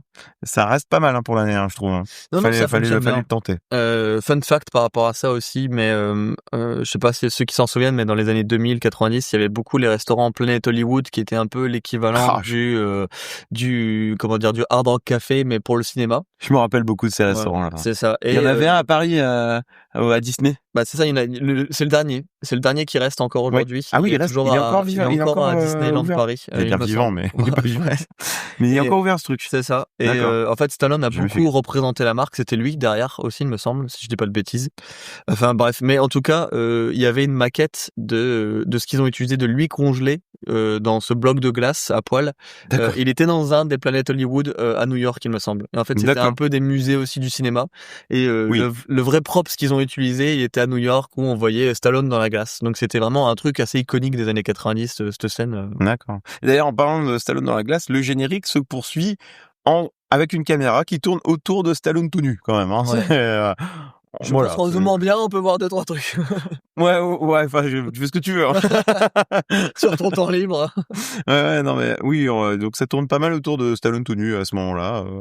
Pourquoi pas, hein, que le générique, je m'attendais pas à ça. Je me rappelais plus du tout de cette partie-là du générique, pour le coup. Ouais. Je me rappelle de beaucoup de trucs du film, mais alors là... Et je pense qu'ils étaient fiers du props qu'ils ont utilisé. Et ça, le rendu est pas mal, quand même. Cool, ouais, franchement. Après, faut aimer Stallone tout nu, quoi. Ouais, chacun son truc, quoi. Adrien On enchaîne sur San Angeles, qui n'est plus Los Angeles, 2032. On aura l'explication plus tard, parce que c'est plusieurs villes qui ont été regroupées, dont San Diego. Du coup, le San Angeles. Voilà, c'est ça. Et on introduit le personnage de Lenina Huxley. On est le 3 août 2032. Hein, ouais, c'est ça. On n'est pas encore en 2040, mais bon, voilà. On y arrive bientôt, nous, maintenant, mine de rien. On n'est pas si loin, on a 7 ans après, là. Peut-être que le 3 août 2032, on célébrera la décongélation de John Spartan. Et on voit, en vrai, et là, je me suis dit, la ville qui est montrée, ça ressemble beaucoup, tu sais, aux pubs de voitures électriques qu'on fait aujourd'hui. Oui, exactement. T'as un plan sur une ville très futuriste, très verte. C'est la ville nickel, pas de crime, pas de pollution, et des voitures Tesla partout. Ouais, des pseudo Tesla, ouais, en plastique. Hein. Franchement, Tesla, c'est en plastique aussi. Même les formes des voitures, ça y ressemble beaucoup. J'étais surpris, tu vois. Je me suis dit, oula, film d'anticipation. Ouais, ou alors il s'inspire du film. C'est possible aussi, hein. Elon Musk. Hein. On a tout de suite la présentation du monde dans lequel on vit avec un langage hyper poli, l'utilisation de phrases un peu clichés. Ils ont un langage très châtié. Oui, puis un langage très, tu sais, cliché de Star Trek. Paix et prospérité, tu sais, soyez heureux. C'est un peu ça. Ouais. Oui, moi, ça m'a fait penser à The Handmaid's Tale. Pardon, c'est pas le même truc, mais en vrai, il y a un peu le côté dictature quand même à ce moment-là. C'est ça. Bah, tout est très sage. Il y a une vibe secte. Secte du bonheur. Bah, voilà. On en parlera, mais moi, le mec qui a créé ça, je l'appelle le gourou dans mes notes. Hein. Oui. Et du coup, Lenina, elle est dans sa voiture, elle est en mode automatique et elle se fait chier. Non mais c'est vrai, quoi. Elle dit, mais il y a pas de criminalité, elle s'emmerde. Et elle veut qu'il se passe quelque chose, quoi. Et le seul truc qui se passe, c'est des graffitis. D'ailleurs, il y a des graffitis qui se font, ils sont effacés. Auto-effacés, ouais, c'est ça. Bon. Et d'ailleurs, il y a un truc qui est drôle avec sa voiture, quand elle passe en mode automatique, le volant est tout petit. Quand elle passe en mode manuel, il se gonfle. Oui, c'est assez drôle. Ouais. C'est assez drôle, moi, je trouve ça marrant. Ouais, mais tu vois, aujourd'hui, les Tesla avec en conduite automatique, on n'est pas loin d'avoir ça, honnêtement. Ça existe quasiment, hein, franchement, tu vois, c'était un rêve à l'époque. On n'est pas loin. Hein. Et aux États-Unis, tu vois, ils ont le droit de rouler comme ça, et ça fonctionne sur l'autoroute, on y est, quoi. Non, mais oui. Ils utilisent beaucoup de commandes vocales, d'ailleurs, dans le film, qu'on fait beaucoup aujourd'hui aussi, donc... Oui, on demande à Google d'allumer la lumière ici. Hein. Bah, tu vois, il y a beaucoup de moments où je vais revenir dans le film, mais tu vois, dans ce film, ils se remettent beaucoup à l'intelligence. Ils l'appellent l'intelligence. Et c'est un peu ce qu'on fait aujourd'hui avec ChatGPT et puis d'autres IA. Et honnêtement, il y a beaucoup de choses, je me suis dit, ça ressemble quand même pas mal. On n'est pas très loin, hein, quand même. Hein. Le film est quand même pas mal d'anticipation malgré tout. Hein. Ouais, il y a beaucoup de pour choses. 93, Il a, attends, j'ai quoi? Moi, j'ai 36 ans. Il y a 32 ans, ce film. Ouais, non, mais Donc, tu vois, on n'est pas encore en 2032 et on n'est pas très loin de tout ça. Bon, il y a beaucoup de choses où il s'est trompé, forcément, mais ouais, ça fonctionne assez bien. Donc, comme tu l'as dit, on voit des graffitis qui sont faits. On nous montre tout de suite qu'il y a des crasseux dans les égouts. C'est les il y a une résistants espèce de affamés. périscope qui sort de la terre et qui regarde. T'as l'impression qu'ils sont dans un sous-marin, mais sous terre. Oui, tu vas vite comprendre qu'il y aura un décalage entre les riches à la surface, puis les pauvres prolétaires en dessous. Là, bon, c'est le cliché des films de SF de cette époque-là aussi, mais forcément, on arrive du coup dans le commissariat, qui est un endroit assez central du film. Hein. On est souvent dans le commissariat quand même. Ouais, c'est un décor qui sera réutilisé plusieurs fois. D'ailleurs, en parlant de décors réutilisés, petite anecdote, les décors ont été réutilisés pour un autre film. Je te laisse deviner lequel. Oh putain. Alors, je vais te le dire, c'est un film de 1995, donc 2 ans plus tard. Un film de SF aussi, j'imagine. Un film de SF qui est plutôt sorti d'une série de notre enfance. De mon enfance aussi? De notre enfance. Allez, vas-y. C'est Power Rangers, le film. Oh, waouh. Ouais, d'accord. Arrête. Lequel? Le premier? Ouais, de 1995. Avec le Power Rangers, blanc, the movie, ouais. Oh putain, mais celui-là, je le connais par cœur en plus. Il faudrait que je revoie les plans du coup. Oui, et d'ailleurs, on va peut-être le mettre dans la liste du film parce que celui-là, il doit être drôle à faire. J'ai pas envie de détruire mon enfance. Mais du coup, dans Power Rangers, tu verras des bouts de San Andreas qui ont été recyclés dans les scènes futuristes. De San Angeles. Ouais. San Angeles, pardon. San Andreas, c'est la même époque. Hein. Ouais, voilà. Mais oui, ça a été recyclé dans Power Rangers. Ouais, du coup, on arrive au commissariat. Lénina se fait un peu recadrer par le boss parce que en fait, elle se plaignait un peu au mec qui décongèle les gens de la cryoprison, qui se passe rien. Et il lui dit un peu, voudriez-vous vivre dans un monde de désharmonie et de chaos? Bon, ouais, d'accord. Lénina, elle est fan du XXe siècle. Mais d'ailleurs, il lui dit qu'elle est un mauvais exemple. Hein. Bah, c'est ça. Donc, parce que vu qu'elle est fan du XXe siècle, elle dit que son patron, en fait, il désapprouve parce que elle est fan d'une époque barbare et indécente. Ouais. Et perso, petite anecdote, j'adore le bureau de Lénina parce que c'est rempli de Easter eggs. D'ailleurs, on l'a utilisé encore une fois. C'est la dernière. C'est la dernière image qu'on a utilisée pour les énigmes. C'est la deuxième, celle du niveau moyen. C'est le bureau de Lénina. Il y a un poster de L'Arme Fatale. L'Arme Fatale 3. L'Arme Fatale 3. Et derrière elle, il y a le meilleur album, une pochette du meilleur album des Red Hot Chili Peppers, qui est Blood Sugar Sex Magic, qui est littéralement le meilleur album qu'ils ont enregistré dans une maison pseudo-hantée de Los Angeles. Donc je savais pas cette histoire. Elle est épique. Et ils ont vraiment enregistré dans le manoir pendant un mois, ils sont restés enfermés dedans, et c'est littéralement le meilleur album de toute la carrière des Red Hot Chili Peppers. Oui, parce qu'après, tous leurs albums se ressemblent, donc. Ouais, Stadium Arcadium, j'adore Stadium Arcadium, qui est un double album exceptionnel, mais c'est pas le sujet. Non, c'est pas le sujet. On pourrait faire un podcast musique si vous voulez. Mais ouais, du coup, pas mal de références dans son bureau. Et c'est un peu le gimmick du personnage de Huxley qui collectionne des objets du XXe siècle. Ouais, et d'ailleurs, on a l'entrée d'un nouveau personnage à ce moment-là, qui est la machine à amende. Parce qu'elle dit connerie et paf, elle se prend une amende parce qu'elle a dit un gros mot. Quelle connerie, ça mort. Lénina Huxley, vous avez une amende d'un demi-crédit pour avoir enfreint à la sotto voce le code de moralité du langage. Merci beaucoup. Alors, pour moi, c'est un personnage du film. Je suis désolé, clairement. c'est un personnage du film. Mais tu vois, moi, ça m'a fait penser, tu sais, au truc où on te banne de FIFA quand tu gueules au micro et que tu t'insultes et que tu reçois un carton rouge. Ça existe aujourd'hui. Je savais pas que ça existait dans FIFA, Dans FIFA, quand t'es en live et que tu dis une insulte, tu peux recevoir un carton rouge, tu sais. Donc, je trouve ça incroyable. Moi, ça m'a fait penser à ça. Je me dis, on n'y est pas encore, mais on se dirige, tu vois.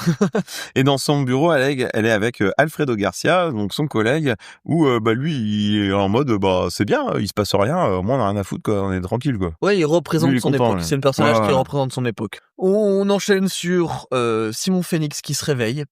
Ah oui, alors là, c'est la liberté conditionnelle de Simon Phoenix. Alors, Simon Phoenix. moi déjà, je me suis demandé quelque chose en mode, pourquoi c'est d'abord lui avant le personnage exactement. de Spartan. Tu dis, Il y a un truc qui cloche, là. ouais. Tu te demandes le s'ils sont comprends. pas fait une petite erreur, quand même. Hein.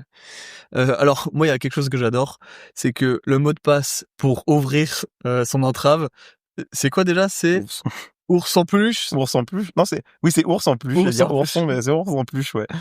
Et ça ouvre ses menottes directement. Et en fait, les mecs sont hyper surpris en mode, comment tu connais le mot de passe? C'est vrai ça? Comment il connaît le mot de passe? Ouais, on va le savoir. On Hein. le saura plus tard. Phoenix massacre les gardes. Ah oui, il les défonce. Hein. Et il a cette réplique culte qui dit... Simon a dit crève. Plusieurs fois, il parle de lui à la troisième personne. Ouais, il est un C'est peu ridicule. mégalo quand même. Hein. Ouais, c'est ridicule. Je trouve que c'est un peu trop. Ouais, il s'est pris pour Alain Delon. Ouais, c'est... Et tu vois, il y a un truc tout de suite, moi, autre chose qui est ridicule, t'en parlais tout à l'heure dans les anecdotes, sa coiffure, certes, mais Exceptionnel, ça, quoi. sa salopette et son t-shirt orange, c'est quand même golden. Ah ouais, mais ça lui donne un style. Ah, c'est affreux. Ouais, mais c'est style années 90. Enfin, moi, je trouve que ça passe. Enfin, tu regardes les trucs de hip-hop des années 90, ça ressemble à ça, hein, en vrai. Dur, Hein. hein. Pas les cheveux, hein, mais la salopette, c'était ça. Hein. D'ailleurs, il arrache un œil du directeur de la prison. C'est exactement ce que je veux dire. C'est quand même bien foutu, ça. Pour Alors ça, passer au c'est scanner ultra- rétinien. C'est tellement ultra bien foutu que moi, à l'époque, quand je l'ai vu, ça m'a un peu traumatisé. Quand Ouais, même. ça m'étonne. Bah, c'est trash, hein. Ouais, ouais. Pour ça, je me dis, vendre des jouets là-dessus. Ouais, c'est un peu compliqué. Non, hein. non. Tu vois, on en parlait dans Small Soldiers. Tu sais, Hasbro qui voulait pas vendre des jouets sur Small Soldiers. On a un niveau au-dessus, là, quand même. Hein. Moi, ça reste une scène où il est avec l'œil sur le scalpel là, et qui lui dit c'est enfin ouvert ou je sais plus trop quoi là. C'est une scène qui m'a marqué quand Ouais, parce j'étais que jeune. l'œil est tout ensanglanté, quoi. Donc c'est le premier meurtre depuis des années. La police est en panique. Ça clignote de partout au comico là. C'est un code 187, 187 comme ils disent. Le premier homicide depuis 2010, ils disent. Et alors moi ça m'a tué parce que le code en anglais c'est MDD, Murder, Death, Kill. Et non, c'est MDK en anglais. T'as dit MDD. Ouais, MD, excuse-moi. MDK, et c'est MMD en français qui est meurtre, mort, détruire. Ça n'a aucun sens. Meurtre, mort, détruire. Mais c'est quoi cette traduction? Autant MDK, t'avais dit quoi? C'était Murder, Death, Murder, Kill. Death, Kill. Bon. Ouais, bon, c'est presque des synonymes. Bah, quoi. c'est 3 synonymes. Alors que meurtre, mort, détruire. En français, je trouve ça exceptionnel. La traduction, elle est géniale. Alors, j'en profite qu'on parle de la VF, mais je trouve la VF assez cool. La voix de Stallone, elle tue. C'est quand même l'époque des VF qui sont top. La VF de Sandra Bullock, de Wesley Snipes et de Stallone, je les adore. C'était l'époque où on avait vraiment quand même des super comédiens de doublage en VF, tu vois. Et j'adore ces VF, honnêtement. Ouais, et d'ailleurs, une petite pensée au doubleur de Wesley Snipes. C'est vrai. Qui est décédé cette année. Il est mort là en 2025. Il s'appelle Jacques Martial. Alors, il faisait plusieurs voix. Il a fait la voix de, comment il s'appelle? Dans Star Wars, de Samuel L. Jackson. Mace Windu, ouais, c'est ça, ouais. Mace Windu, ouais, je cherche son nom. Il a fait donc la voix de lui et la voix de Booba dans Forrest Gump. J'en profite, mon film préféré, voilà. Oui, et j'adore la voix de Booba aussi dans Forrest Gump. Donc, il est décédé du coup le 13 août dernier. C'était un acteur, un metteur en scène et aussi un homme politique. Il a fait un peu de politique. Ok. Donc voilà pour l'histoire. Je vous laisserai chercher un peu sa filmographie, etc. Je vous laisse voir. En tout cas, il fait une super voix encore une fois en tant que Wesley Snipes dans ce film. Il le joue très bien. Il le surjoue très bien. Donc... Il le joue très très bien. Ouais, moi j'aime beaucoup ce qu'il fait sur la voix. Très très bon doublage. Ah oui, alors dernière anecdote aussi, c'est le doubleur de Stallone.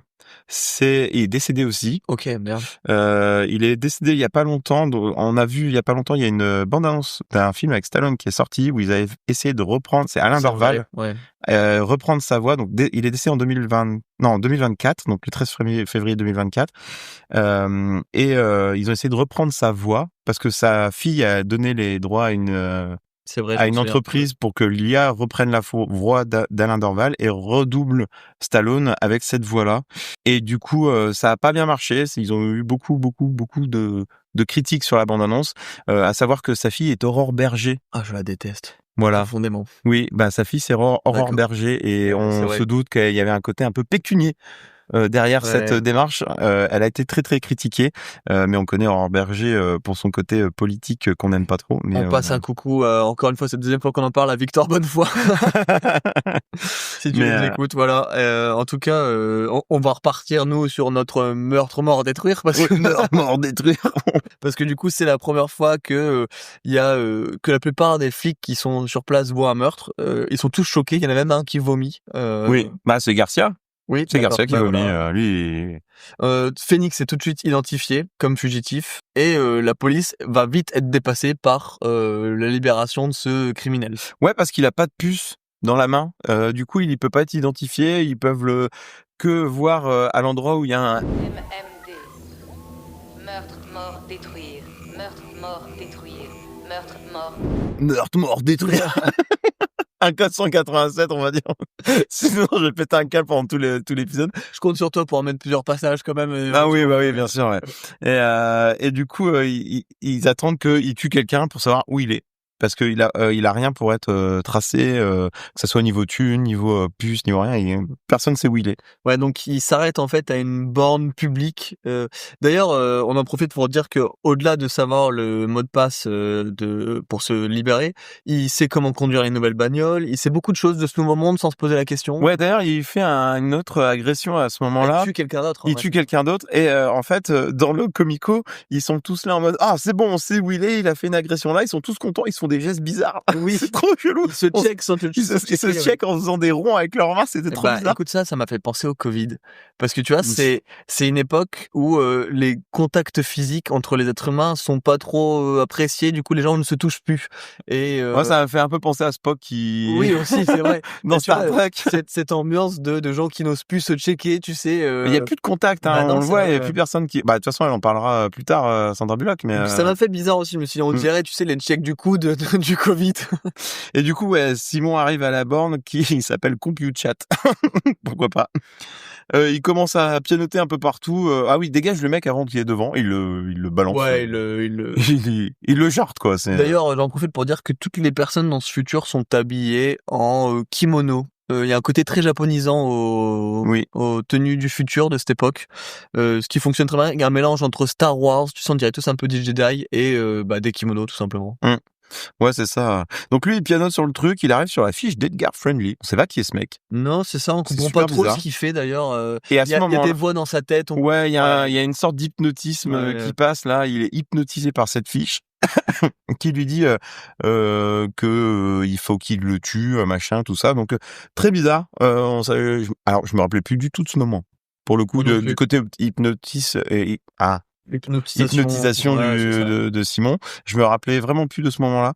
Donc, j'étais un peu surpris de revoir ce truc. Ouais. T'as les flics qui arrivent à ce moment-là aussi. Un jeune flic, et j'en parlais tout à l'heure, qui est avec un genre d'iPad dans la main ou un iPhone. Tu sais, ça fait un genre de cadre en métal, comme si c'était une photo animée. Et je trouve ça ressemble beaucoup à un iPad. Pareil, tu vois, je suis en mode, on dirait un iPad ou un gros iPhone, quoi. Ouais, mais tu sais, on sait pas. Hein, ça se trouve, les mecs qui ont conçu ces trucs-là, ils se sont inspirés aussi de ce genre de film. Hein, tu vois, non, c'est ça. Et j'ai trouvé ça en mode, tout ce qui faisait rêver, en fait, ça on l'a, tu vois. Et en fait, il pointe du coup un peu, tu sais, son iPad en mode qu'est-ce que je dois faire. On dirait un mec qui parle à ChatGPT en mode qu'est-ce que je dois faire.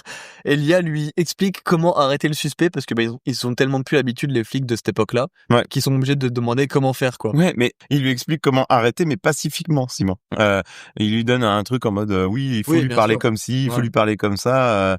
Du coup, lui, Simon, il continue à pirater le truc tranquillement, quoi. C'est pas de souci là-dessus. Il pianote sur son bordel. T'as l'impression qu'il connaît déjà tout. C'est très bizarre. Il connaît en fait, déjà tous les codes, tout. Il y a des codes d'accès de partout. Tu dis ok, bon, il y a un truc qui va pas. Du coup, il se fait encercler de flics. Et là, on a une bagarre sur un fond de hip-hop, de beat hip-hop. Là. À l'ancienne. Hein, ouais. Ah, très très à l'ancienne, parce que c'est pas le genre de truc que j'écoute tous les jours. Tu vois, il est pas banal ce moment. Ouais, il y a des bruitages un peu loufoques, un peu, moi je trouve. Oui. Ouais. Et du coup, il les défonce, il les envoie valdinguer. Il arrive, il saute sur une bagnole, il pète le pare-brise avec son pied. Tu sens qu'il est plus balèze, qu'il est costaud. Hein. Voilà, il est costaud. Hein. Et lui, il est là pour se castagner, il est pas là pour rien. Il dit même à un moment, Simon a dit tout le monde debout. Encore. Il s'est pris pour Jacques Addy, tu vois. Il vole une voiture de flic à ce moment-là et il s'en va. Avec d'autres caméras, il voit Simon faire exploser aussi une bagnole de flic. Oui, c'est vrai, il utilise un composant instable de la batterie pour la faire exploser. Et le bâton, là, neutraliseur. C'est ça. Telle une voiture à hydrogène, quoi, limite, en vrai. C'est ça. Après, on arrive sur l'espèce de gourou. Ouais, la présentation du Docteur Cocteau. Ouais, la menace. La menace, qui parle de Edgar Friendly. Déjà, on l'a vu juste avant celui-là. Ouais, on comprend tout de suite. Hein. Ouais. Et qui parle à des écrans. Ouais, pareil. Ils sont visio. Hein, ils sont sur Zoom. Moi, ça me rappelle les journées de boulot. Ils sont sur Teams. Ouais. On nous dit venez, on va sur site. Des fois, plein de fois, j'étais en mode, mais c'est vrai que ça ressemble beaucoup à notre quotidien, tu sais. Non, mais oui. Ouais. Donc du coup, il parle à des écrans et il parle des gens qui vivent en sous-sol qu'ils appellent les rebuts. Ouais. Et c'est tellement horrible la manière de les appeler. Bah, il présente Friendly en plus comme l'ennemi numéro 1. Alors, Bah, il veut l'arrêter, ouais, clairement. c'est le chef de rebelles affamé. Bon, bonne ambiance quand même. Hein. Ouais. Tout de suite, tu soupçonnes le complot. Tu dis bon, Phoenix a été libéré. Ouais, il y a un truc qui est pas net là-dedans, Ouais. surtout le côté hypnotisation de Phoenix. Il y a pas beaucoup de rebondissements dans le film.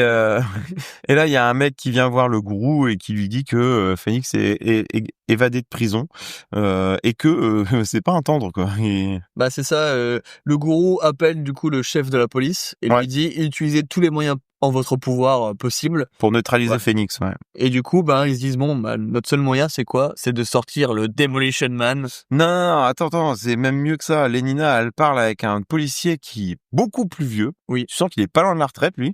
Et qui lui parle, le seul qui est vieux d'ailleurs. Le seul qui est vieux et qui lui a vécu l'époque de John Spartan et qui parle de John Spartan justement. Bah, en fait, c'est là qu'il dit comment il a été arrêté la première fois. Bah c'est John Spartan qui l'a arrêté la première fois. On va le sortir du coup de cryogénisation pour l'arrêter une deuxième fois. Il leur montre d'ailleurs des archives de l'époque de comment ça se passait avec Spartan.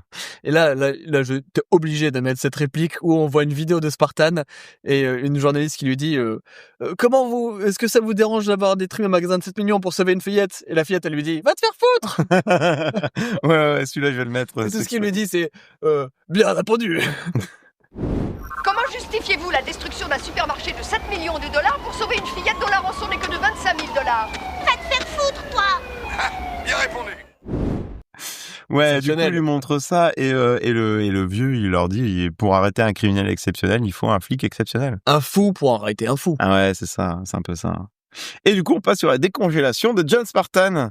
Ouais, c'est le réveil difficile pour Spartan.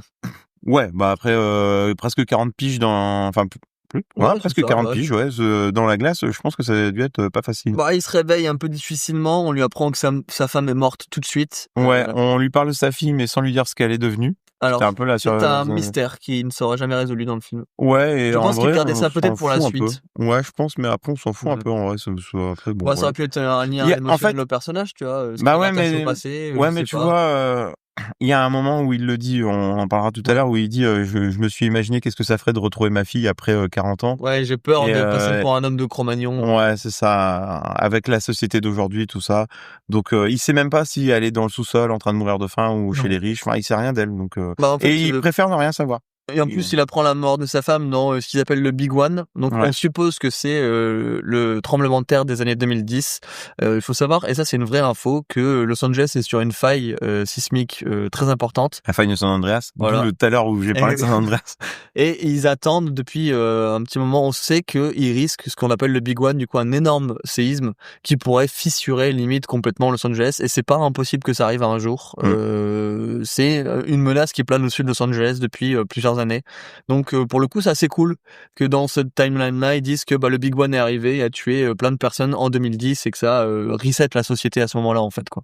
Et du coup le chef de la police lui doute beaucoup de cette idée de faire décongeler John Spartan, mais Lenina elle se met à parler à John tranquille parce que déjà elle est fascinée par le truc et en plus par les années 2000 et tout et par sa manière de faire.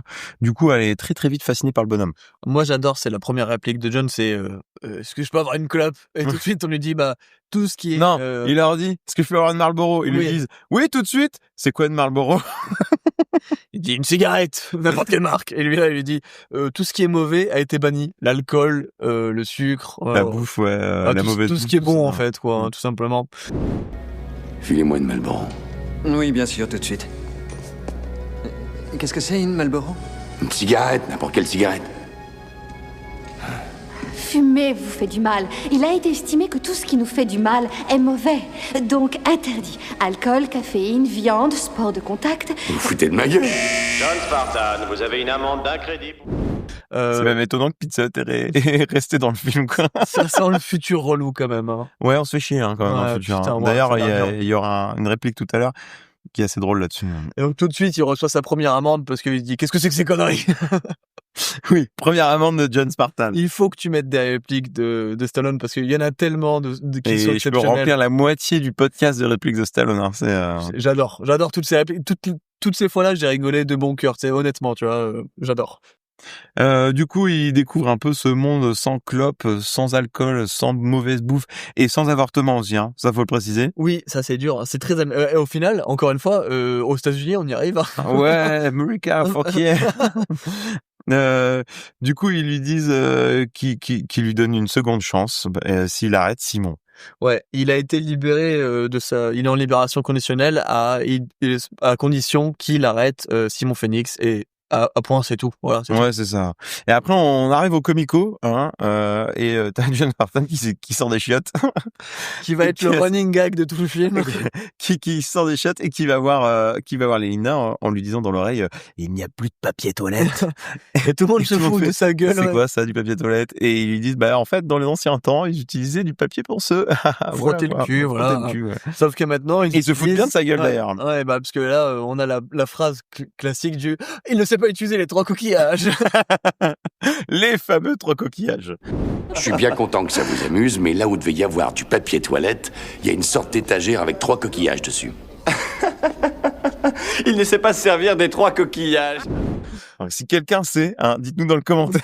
Alors, j'y réfléchi aussi, mais ça doit faire mal. Tu vois, ça doit gratter. Je veux bien, t'as un beau cul, t'as un toilette japonais, d'accord, tu utilises de l'eau, oui. Un bidet, tu vois, mais tes coquillages, sérieux.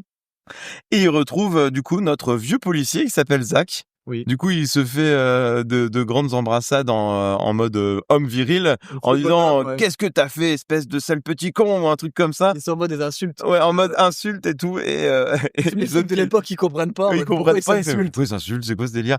Et t'as cette réplique de Lena qui dit c'est comme ça que faisaient les hommes hétérosexuels frustrés à l'époque. Les mâles, hétérosexuels. Moi, ça, j'ai trouvé ça très drôle. J'espère qu'elle nous entend pas au boulot. Et du coup, il reçoit beaucoup de papiers d'insultes, du coup. Et là, petite idée de John, il n'y avait pas de papier aux toilettes, mais il y a des amendes, il y a du papier avec les amendes. Et là, il a une tirade d'insultes qui est exceptionnelle pour récupérer du PQ. Qui me fait penser au mérovingien dans Matrix. Oui, c'est vrai. Bordel de cul des salopes de merde. Ouais, c'est un peu ça. Ouais. Et du coup, ça me fait vraiment penser à ça. Et il prend le papier, il prend toutes les amendes et on sait ce qu'il va faire avec. Merci beaucoup, tronche de merde, casse-couille, putain de saloperie d'enculé de machine à la mort moelleux. De 5 crédits pour infraction répétée au code de moralité du langage. Plus besoin de coquillages. J'en ai pas pour longtemps. Ouais, très bonne idée en tout cas. C'est un très joli running gag qui va durer tout le long du film. Mais d'ailleurs, je sais pas si t'as remarqué, à chaque fois qu'il y a une insulte, t'entends le bruit du machin. Tout le long du film. Je trouve ça très génial, très drôle d'avoir fait ça et je trouvais ça génial. Petite ellipse parce qu'on va pas voir Stallone se torcher le cul, mais on arrive dans le bureau du chef de la police qui lui explique les histoires de trackers qu'ils ont sous la peau, dans la main. Et là, on enchaîne toutes les répliques cultes parce que quand même, encore une fois, il y a cette réplique que j'adore parce que du coup, le flic lui explique qu'ils lui ont mis une puce sur la main. Ouais. Et que c'est comme ça maintenant qu'ils suivent les personnes. Et Stallone répond ce truc fasciste me donne envie de vomir. Et t'as Garcia qui disait mais comment vous faisiez dans le bon vieux temps? Et qui répondait on bossait mon vieux. Ce truc fasciste me donnait envie de vomir. C'est comme ça qu'il dit. J'adore, ouais. Pendant votre sommeil, chaque individu dans cette ville a été muni d'un code. C'est une brillante idée du docteur Cocteau. Greffer sous la peau une micropuce bio-organique. Dans toute la ville, des détecteurs localisent n'importe qui à tout instant. Je n'arrive pas à imaginer comment vous faisiez dans la police avant qu'on ne mette au point ce système. On bossait, mon vieux. Ce truc fasciste me donne envie de vomir. Et du coup, il y a une dénonciation de l'état totalitaire, des flics, du flicage totalitaire. De la société totalitaire de manière générale. Mais on est plus très loin de ça aujourd'hui, encore une fois, tu sais, avec... Et il sent qu'il a une démange... Ouais, on est plus très loin de ça aujourd'hui. Honnêtement, tu vois, quand on voit l'état d'urgence qu'on a eu après les attentats, où tout le monde pouvait être fliqué via son téléphone et tout, sur sa position, sur ce qu'il disait. Bon, tu vois, quand tu vois tout ce qui a été fait aux États-Unis à cette époque-là et même en Europe, ouais, on n'est pas très loin non plus. Hein. Ouais. Et ils lui disent que lui aussi n'est pas exempt de puce puisqu'il se gratte la main, il voit un truc clignoter dans sa main. Et il y a cette autre phrase culte qui dit pourquoi pas une laisse dans le cul, c'était plus simple. D'après vous, qu'est-ce qui provoque ces démangeaisons, hommes des cavernes? Vous pensiez que nous vous laisserions aller sans contrôle? Votre code a été implanté dès que vous avez été décongelé. Pourquoi pas une laisse dans le cul? C'était plus simple. Espèce de sale mangeur de viande. Elles sont toutes exceptionnelles de toute façon. C'est que de la réplique culte ce film, moi j'adore. Il y en a tellement. Du coup, le chef, lui, il veut vraiment pas de John dans son équipe et il veut le renvoyer se faire congeler. Voilà, ça c'est la fin de la scène. Là. Ouais, parce que de toute façon, même le patron de la police, tu sens qu'il est complètement contre l'intégration de John Spartan dans l'équipe. Hein. Ouais. Et puis après, il fait des élucubrations. Il est en train de penser que Simon Phoenix va faire un syndicat du crime, que... oui, en fait, il a demandé à l'IA qu'est-ce qui allait se passer. Ouais, c'est l'IA qui lui donne des prémonitions du futur qui sont pas vraies. En fait, c'est juste un timbré qui veut faire le con, quoi. Et il a sa propre mission, quoi. Ouais, c'est ça. Et John leur donne la vraie intuition old school en mode, écoutez, Phoenix cherche une arme. Ouais. Du coup, où est-ce qu'il y a des armes? Eh ben, il y a plus d'armes dans ce monde pacifié, donc forcément, s'il y a une arme, il va aller au musée. Voilà. Et ça, il dit bien à tout le monde que c'est une intuition de flic. Tout le monde sait quoi, ça, l'intuition de flic? Ça n'existe plus. Ça n'existe plus. Ok, donc ils se mettent en route pour aller au musée. Forcément. On retrouve tout de suite Simon au musée tout de suite. Oui, ça commence comme ça en fait. Ouais. Et Simon qui fait d'ailleurs des blagues, une blague très raciste envers les asiatiques à ce moment-là. C'est catastrophique ça par contre. Du coup, oui, on repasse donc sur John et Lenina et Garcia qui est là avec eux aussi, qui discutent. Il y a le moment en fait où t'as le passage un peu, tu sais, comment dire, j'ai oublié le terme, où John il fait son macho justement, et il arrive à la voiture. C'est après ça, là ils étaient dehors et tout, ils étaient en train de marcher, ils discutent et là ils arrivent à la voiture justement et c'est là qu'il parle de l'intuition de flic justement et qu'il dit il y a que les flics qui peuvent comprendre ça. Et est-ce que t'as entendu la réplique de Sandra Bullock à ce moment-là en français? Je sais pas ce que c'est dit en anglais. Et elle dit qu'est-ce que je suis moi, une grenouille? C'est une intuition, alors faites-moi confiance. C'est un truc de flic ça. Qu'est-ce que je suis moi, une grenouille? Pourquoi j'en sais rien. Mais ça m'a fait mourir de rire. Je me suis demandé ce que c'était en anglais. J'irais peut-être voir, mais du coup je me suis posé la question qu'est-ce que je suis moi, une grenouille? Ok. Et là ce moment misogyne où c'est ça. Et là ce moment misogyne où c'est lui qui conduit, et c'est pas le les bonhomme qui conduit. Sauf qu'il arrive derrière le volant, il fait oh là, finalement non, c'est toi qui conduis. Ouais, il comprend rien à rien parce que il a jamais conduit une bagnole de cette époque-là, donc du coup il passe vite le volant à Lenina quand même. Ouais. Alors moi il y a un truc qui me tue, c'est que dans ce monde, les gens n'écoutent plus de musique, ils écoutent des pubs. Oui, elle veut lui passer des tubes rétro et en fait, tu te rends compte, ils disent on a des toutes petites musiques très courtes et en fait, c'est ce que vous appelez des pubs avant. Ils écoutent plus que ça, des jingles de pubs. Ça me rappelle la radio d'aujourd'hui. Waouh. Oh, Jaja. Ouais, non, même pas ça. C'est juste, t'écoutes la radio aujourd'hui, c'est blindé de pubs, quoi. Oui, d'accord. Ouais. C'est blindé de pubs, quoi. T'as 2 chansons et t'as autant de pubs derrière, quoi. Après, tout dépend des radios, mais en tout cas, t'écoutes les radios Europe 2, machin et tout. Ça fait longtemps que j'écoute plus beaucoup la radio. Moi, j'écoute Classique 21, la radio belge. Du coup, Phoenix se retrouve dans le musée. Il dirige vers le Hall of Violence, le hall de la violence, ouais. Là, il se sent chez lui, là. Il va faire ses courses. Il va faire ses courses, c'est le magasin. Il casse les vitres pour récupérer Il essaye de casser les vitres, il les frappe, mais c'est beaucoup trop dur. Il prend le premier mec qui arrive et le balance à travers la vitre en mode « Tu pèses combien ?» Donc il récupère des armes, des munitions, il est en train de se faire plaisir. Ouais, et il y a même cette réplique qui me fait mourir de rire, qui fait « Attends, on est dans le futur, ils sont où les méga-phasers ?» Attends voir, on est dans le futur. Où sont les méga-phasers? Et là, il trouve un espèce de gros fusil. Ou une sulfateuse électrique, quoi. Ouais, en fait, c'est un fusil à accélérateur magnétique qu'ils appellent ça. Bon. L'explication scientifique, j'ai rien compris à ce qu'il dit. J'ai pas forcément écouté. C'est classique. Simon, il est là, il regarde le truc, il fait, elles sont où les piles? Ça m'a fait mourir de rire. Ouais, plutôt que c'est pas très utile parce qu'il faut attendre vachement longtemps qu'il charge. Ouais, alors on se rendra compte plus tard qu'il charge beaucoup plus rapidement au bout d'un moment quand même. Pour Stallone que... Quand il y a Stallone en face, le flingue charge beaucoup plus rapidement. Du coup, John arrive au musée. Ouais, on passe dans la partie fusillade entre les vitrines et baston entre les deux, retrouvailles. Ouais, mais quand il arrive au musée, il voit toujours cette espèce de périscope de sous-marin qui sort de la Terre. Et là, il fait « Oh, je pose plus de questions. » Et du coup, Simon fait une petite ref à Rambo. Il fait « Donne-moi ce fusil de Rambo. » Ça a fait rire aussi ce moment-là. Donc, ils se bastonnent tous les deux dans le musée. Il y a une salle du musée assez cool où ils sont au-dessus d'une vitre. Enfin, le sol est une vitre et en dessous c'est un décor de Los Angeles du passé. Et du coup, ils tirent sur la vitre et ils tombent tous les deux dans le décor. Et là, ils s'envoient des bourre-pif dans le décor, quoi. Ouais, bah c'est là où, comment il s'appelle, Simon utilise la première fois son fusil. Il attend qu'il charge pendant un vrai moment. Du coup, c'est baston.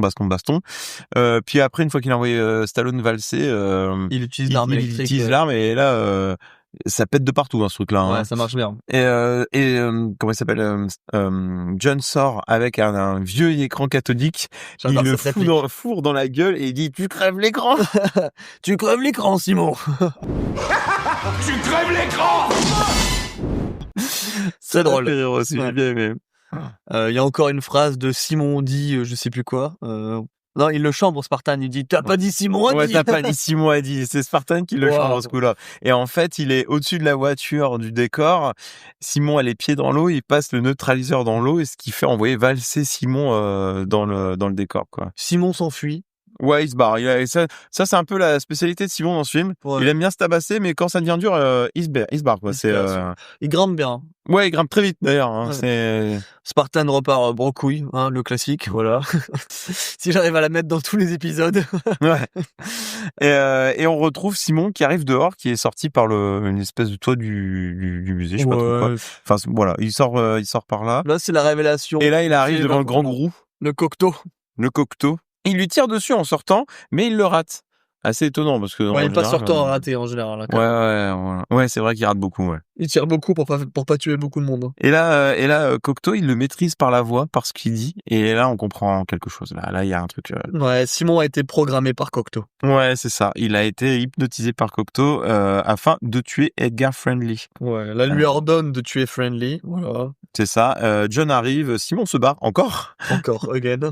Le mec part. Et en fait, j'ai l'impression, tu sais, il se barre en courant, mais personne ne le poursuit. Ils pourraient tous le poursuivre, mais bon, on va le laisser partir. Tant pis. Il devrait avoir des hélicos, des super avions, rien du tout. Bah ouais, non, il y a que dalle. Donc bon. Bon, après, ils ont plus d'hélicos, tout ça, il y a plus de criminalité. Donc ouais, mais ils doivent quand même avoir des trucs qui volent. Enfin, je sais pas. Même les voitures, elles volent pas, là. Non, ouais, donc, il y a que dans le 5e élément que ça vole, les voitures. Hein. Donc, Cocteau remercie Spartan parce que il l'a sauvé. Il l'a sauvé la vie. Et du coup, il l'invite à dîner au Pizza Hut. Pourquoi? D'ailleurs, ça étonne beaucoup. En vrai, il joue très bien Stallone parce que quand il entend le mot Pizza Hut, la tête qu'il fait, même toi tu fais: ah oui, il est surpris lui aussi.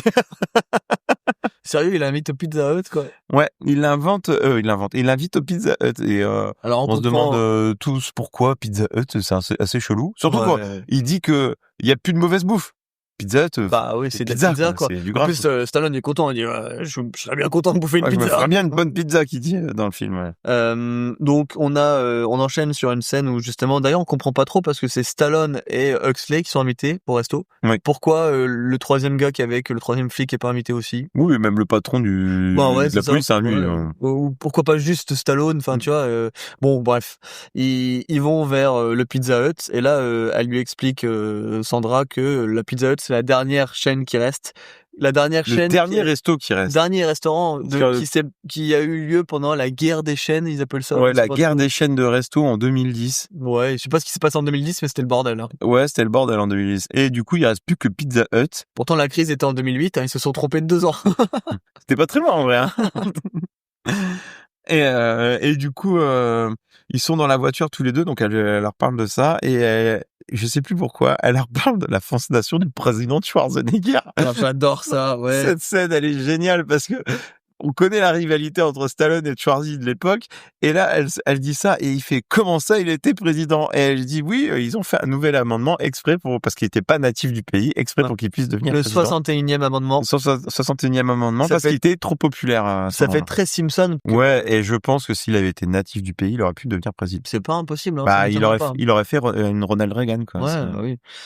J'ai d'ailleurs visionné des reportages d'époque à la Fondation Schwarzenegger. Je me souviens de la fois où vous avez pris cette... Attendez. La Fondation Schwarzenegger? Oui, la fondation du président Schwarzenegger.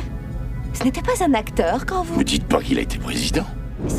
Donc, oui, je trouve ça très drôle. Et honnêtement, aujourd'hui, quand tu vois Trump au pouvoir, est-ce qu'on aurait perdu au change si c'était Schwarzenegger à la place? Je sais pas, c'est une bonne question. Ouais. Du coup, on a un plan sur Simon qui ouvre une grosse trappe pour aller dans le monde souterrain. Et là, il a cette réplique qui me fait mourir de rire, qui dit « Ça, c'est une odeur qui me plaît. Ça me rappelle le poulet frites et la chantilly. » Oh la vache, ça c'est une odeur qui me plaît. Ça me rappelle le poulet frité à la chantilly. What the fuck. Mais pourquoi il a dit ça? Et on se doute que dans le monde souterrain, ça sent pas la rose pour certains. Non. Mais pour lui, ça sent bon. Ouais, il retourne au pays, c'est quoi. nostalgique. Ouais, il retourne au pays. C'est ça. C'est que ça devait schlinguer Los Angeles en 96. Quelle horreur. Du coup, on enchaîne sur le dîner mondain de Pizza Hut. En fait, Pizza Hut, c'est pas du tout la chaîne de fast-food, c'est un truc ultra classe où ils bouffent pas de sel parce que justement, Stallone, il bande du sel à table et le sel, pareil, mauvais est pour la santé, interdit. le sel. Donc la bouffe de l'époque doit être dégueulasse quand même. Et d'ailleurs, ils arrivent. J'adore. Ils arrivent dans le resto. La musique, c'est Géant Vert. Géant Vert, C'est la joué au pub Géant piano. Vert. C'est joué au piano en mode soft jazz, tu sais. Waouh. La vallée du gentil géant vert. Les bonnes choses du jardin. Le jardin de la vallée. La vallée du gentil géant vert. Très drôle. extraordinaire, Ouais. c'est bon. Et on lui sert des espèces de petites mignardises. Tu sens qu'il va avoir encore faim après. Ouais, Puis on voit qu'il y a encore le culte de la personnalité autour du Dr Cocteau parce que tout le monde l'idolâtre, c'est le visionnaire qui a fait ce monde parfait. Oui. Et ils disent que c'est lui qui a créé la cryoprison, que c'est lui qui a créé ce mode de vie qu'ils ont aujourd'hui. c'est lui qui tire les ficelles, hein, de toute façon. Ouais, c'est lui qui tire les ficelles de tout. C'est un peu drôle parce que c'est le gourou. on a l'impression que c'est le monde entier alors qu'on parle juste de Los Angeles. J'aimerais bien savoir comment ça se passe à New York ou ailleurs quand même. Oui, j'aimerais bien aussi. Parce que c'est vraiment enfermé dans la bulle de. On dirait qu'il y a que ça qui existe dans le monde, quoi. Ouais, et tout le reste de la planète n'existe plus Non. à ce moment-là. Bon, pourquoi pas. Donc c'est le sauveur, il a mis de l'ordre partout. Sauf au profit que du fascisme, hein, quand même. Hein. C'est ça. Sauf que Spartan, lui, il révèle qu'il était conscient pendant la cryogénisation. Oui, alors ça, c'est une bonne révélation parce que je me posais la question à ce moment-là. Et que c'est une énorme torture psychologique et que c'est un système de merde, en fait, le truc du Dr Cocteau. Ouais. Et il critique pas mal le monde dans lequel ils sont aujourd'hui. Il dit qu'il était enfermé dans un rêve à la con constant où il voyait sa famille, et qu'il entendait aussi quelqu'un qui tapait sur le bloc de glace. Enfin, sa femme tapait sur le bloc de glace. Je trouve ça horrible. Ouais, non, c'est affreux, hein, comme mode de vie pendant 36 ans, vivre comme ça, c'est pire que la prison, hein, honnêtement. Parce que moi, en prison, tu peux te gratter les couilles, quoi. Enfin, oui, bref. Tu peux avoir d'autres choses aussi, mais c'est une autre histoire. Et du coup, il voit encore un périscope sortir du sol, et là, il a une intuition de flic. Et du coup, plein d'explosions. Il y a des mecs du sous-sol qui débarquent pour voler de la bouffe. Eux, ils vont attaquer le truc Pizza Hut pour voler de la bouffe. C'est l'attaque des rebelles, voilà. C'est l'attaque des rebuts. John sort dehors et commence à tous les tabasser. De toute façon, il est là pour ça. Hein. Ouais, il les démonte en mode commando, hein, quand même. Ouais. Et il a cette réplique qui me fait mourir de rire aussi. Enfin, ce film me fait mourir de rire sur la réplique de Stallone qui dit « Tu vas regretter ça le restant de ta vie, c'est-à-dire 2 secondes. » Tu vas regretter ça le restant de ta vie, c'est-à-dire 2 secondes. Tu sens qu'il est pas là pour enfiler des perles quand même. C'est réplique d'actionneur, hein, ouais. Ça marche. Après, il pique une arme d'un des mecs qui est une espèce de hache. Il coupe des cordes et en fait, ils étaient en dessous d'un espèce de chapiteau qui tombe sur les mecs. Et ça arrête le combat tout de suite là. C'est fini. Alors, les mecs sont sous un chapiteau, c'est fini. J'aime beaucoup parce que quand même, je sais pas si t'as remarqué, mais il y a une grosse ref à Mad Max, mais tous les sbires des mecs, tous les rebuts sont déguisés en Mad Max. Honnêtement. Ouais, c'est ça. On dirait vraiment Mad Max, hein, pour le coup. Ils sont pas foulés. Hein. Ouais, non, mais après, c'est pas déconnant non plus. Pourquoi pas. Il se rend compte que les mecs volaient de la bouffe. Ouais. Du coup, lui, ça fait tilt dans sa tête. Il s'est dit, tiens, mais ils sont pas là pour tuer des gens, ils sont là pour voler de la bouffe. Donc, il se sent un peu coupable. Ouais. Il y a une phrase que j'adore, parce que c'est aussi un running gag de Huxley, c'est qu'elle essaye de sortir des phrases des années 90, sauf qu'elle se trompe toujours. Elle se plante dans les expressions. Ça. Et là, elle dit, il y a un nouveau chétif en ville. Il y a un nouveau chétif. Au lieu de dire shérif. J'adore. Et il y a la phrase de Stallone que j'aime beaucoup qui dit c'est pas bien de cogner sur les gens. Enfin des fois si, mais quand c'est des pauvres types qui viennent chercher à manger, c'est pas trop. Il s'en veut un peu parce qu'il avait l'impression de taper sur les terroristes, mais là il se rend compte qu'il est un peu manipulé et qu'en plus il aide les fascistes à défoncer des honnêtes gens qui ont rien demandé. Donc bon, pas ouf quand même. Ouais, non, pas ouf du tout. C'est pas bien de cogner sur les gens. Enfin, des fois si, mais pas quand c'est les pauvres types qui cherchent à manger. Et on retourne dans la voiture pour le retour à la maison. Et ils ont une grosse conversation, John et Lenina, qui est un peu plus profonde, plus d'émotion du côté de John, puisqu'il parle de sa fille. Ouais, il y a le coup de blues de l'homme hors de son temps quand même un peu. C'est ça, un peu le mal du pays.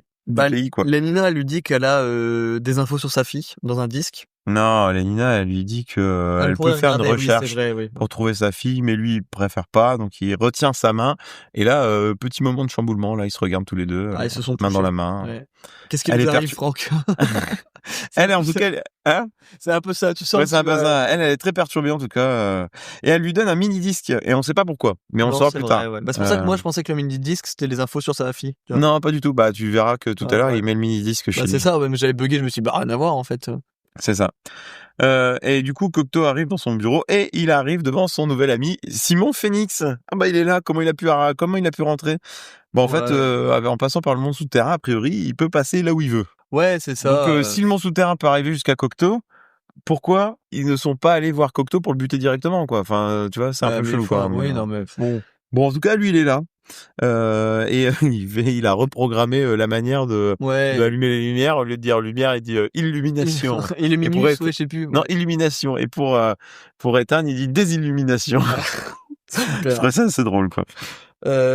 Phoenix exige Malibu et compagnie, toutes les villes côtières, s'il fait le plan. Ouais, c'est la grosse négociation pour lui. Hein. Ouais, c'est assez simple. Hein. Cocteau accepte vite. Hein. Lui, il se dit bon. Il lui donne surtout une liste de mecs à décongeler aussi. C'est ça. Mais qui sont pas des tueurs fous parce qu'il veut rester le tueur fou de la bande. Quoi. Ouais, c'est ça. Il veut être le meilleur. Ouais, il veut que ça soit le meilleur. Voilà. Donc il essaye de négocier avec Cocteau pour qu'il fasse le taf avant.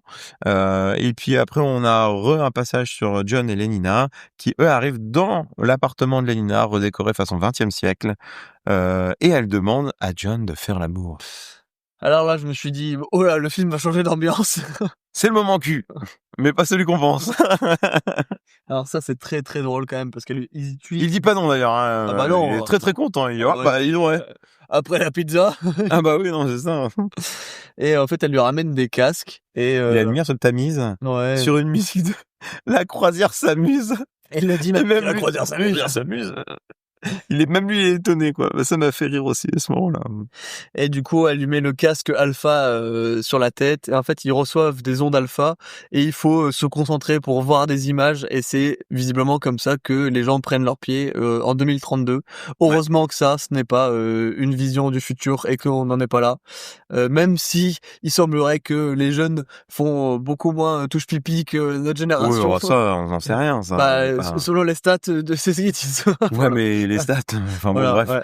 Mais oui, du coup, ils font l'amour par casque interposé. Voilà, lui, ça le perturbe, il enlève directement le casque parce que ça lui fait des images dans la tête très bizarres. Puis il est un peu surpris quand même parce qu'il s'attendait à autre chose. Ouais, il s'attendait à autre chose et il lui dit, il lui demande de faire ça à l'ancienne. Il a cette phrase où elle lui dit, on va faire ça avec nos casques. Il lui fait, non, je veux dire bander, baiser, faire crac crac boum boum, s'envoyer en l'air, quoi. Cela ne se fait plus. C'est pas le temps de niaiser là. Ouais, pas le temps de niaiser. Lui, il est sorti de 36 ans dans la glace. Il a pas le temps de niaiser. Hein. Puis elle lui explique là que tous les échanges de fluides corporels sont interdits. Ils peuvent même pas s'embrasser. Non. D'ailleurs, il a cette réponse, c'est con. J'embrassais bien, c'est con. Et du coup, il s'approche d'elle tout en parlant et il essaye de l'embrasser, mais elle veut pas. Du coup, elle l'insulte de créature sauvage. Elle le vire de chez elle complètement là, directement dehors. Oui, bon lui il repart brocouille une deuxième fois. Oui, mais du coup, il va dans son appartement. C'est plutôt pas mal comme appart. Hein. Il a ce qu'il faut. Ouais, tu rentres avec ton badge sur ta peau là. Bon, oui, c'est sympa. Il met le disque tout de suite dans. Il va dans les chiottes avant et on voit les trois coquillages à ce moment-là. Coquillages. Et il prend le mini disque, il l'insère dans un appareil. Il a un appel de visio. Pourquoi? J'ai pas compris cette scène, c'est gratuit. Mais c'est bon, je m'y attendais tellement pas. Il arrive, il regarde le truc, et là t'as une meuf à poil qui apparaît en grand écran en mode appel visio, et elle fait oups, je me suis trompé de numéro. Et lui il est méga surpris en mode bon. J'ai pas compris, ouais, c'est gratuit. C'est ultra gratuit ce moment-là. Et du coup, il se met à regarder. C'est la vidéo de surveillance de Simon qui rencontre Cocteau dans le jardin. Ouais, et puis l'intuition de flic fait tilt tout de suite. Il comprend il détecte un truc. Hein, voilà, Ouais, non, là, il se dit qu'il y a un truc qui va pas.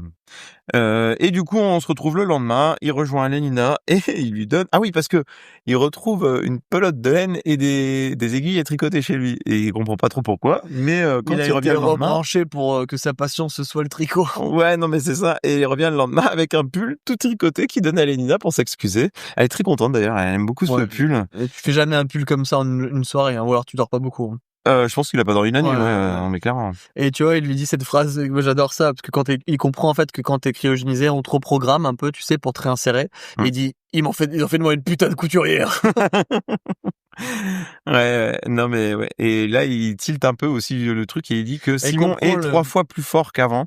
Du coup, il comprend le concept de reprogrammation cérébrale. Il se dit, oh là, il y a un truc bizarre avec Simon. Il y a un truc bizarre avec Simon et là, il tilte là-dessus et il se dit, ouais, il y a quelqu'un qui l'a reprogrammé, mais pas dans le bon sens, quoi. Et il demande qui s'occupe de la reprogrammation des cerveaux. Et forcément, c'est le docteur Cocteau. Bon, ça fait beaucoup d'indices. Et il demande à Lénina de ressortir le programme de réinsertion de Simon. Du coup, elle doit mettre un mot de passe, je sais pas trop quoi, c'était un accès restreint. Elle arrive quand même à l'avoir. Et là, elle voit qu'il a été reprogrammé pour devenir la pire ordure du monde. Tuer tout ce qui passe, quoi. Avoir tous les codes d'accès, savoir tout faire, être beaucoup plus fort qu'avant. Ouais, voilà, c'est ça. Du coup, il décide de débarquer chez Cocteau. Enfin, dans son bureau, il arrive devant lui et ses multiples écrans qui se tournent vers John et Lénina. Et dans la voiture, John il a dit t'inquiète pas, je vais mettre les formes, mais en fait il met pas du tout les formes. Il dit dis donc pourquoi t'as fait ça, t'as reprogrammé Simon. Ouais, il arrive en mode interrogatoire à l'ancienne. Hein. Ouais, voilà, il rentre dans l'art quoi. Et du coup. Il parle aux télés, il prend son flingue et il bute les autres télés en mode il en reste plus qu'une ou deux, je crois. Oui. L'assistant fait un espèce de petit geste et on comprend que Cocteau est en fait juste derrière dans son bureau. Il est en visio Teams. Ouais, il est en visio Teams et il est complètement retourné. Mais du coup, d'ailleurs, je me suis demandé où est-ce qu'il a eu le gun. C'est pas il l'a gardé du musée. Bah non, il avait un fusil à canon scié. On l'a pas vu prendre un gun comme ça. Moi, il aurait pu en prendre plusieurs. Là, pour moi, c'est un fort accord pour le coup. C'est pas impossible. Après, on le voit pas sortir du musée. Il aurait pu récupérer plusieurs trucs. Ouais, voilà, ouais. Et du coup, il arrive devant Cocteau pour le menacer avec son flingue en demandant ce qui se passe avec Simon. Cocteau lui dit je vais te renvoyer dans ton enceinte cryogène. Ouais, espèce d'homme de Cro-Magnon. Espèce d'homme de Cro-Magnon. Tout ça, on t'a donné une seconde chance. On vous a donné une seconde chance. Soyez heureux. Il braque le flingue sur Cocteau. Et il a cette phrase qui dit soyez enculés. Ouais, c'est quoi cette phrase? Soyez heureux. Soyez enculés. John Spartan, vous avez...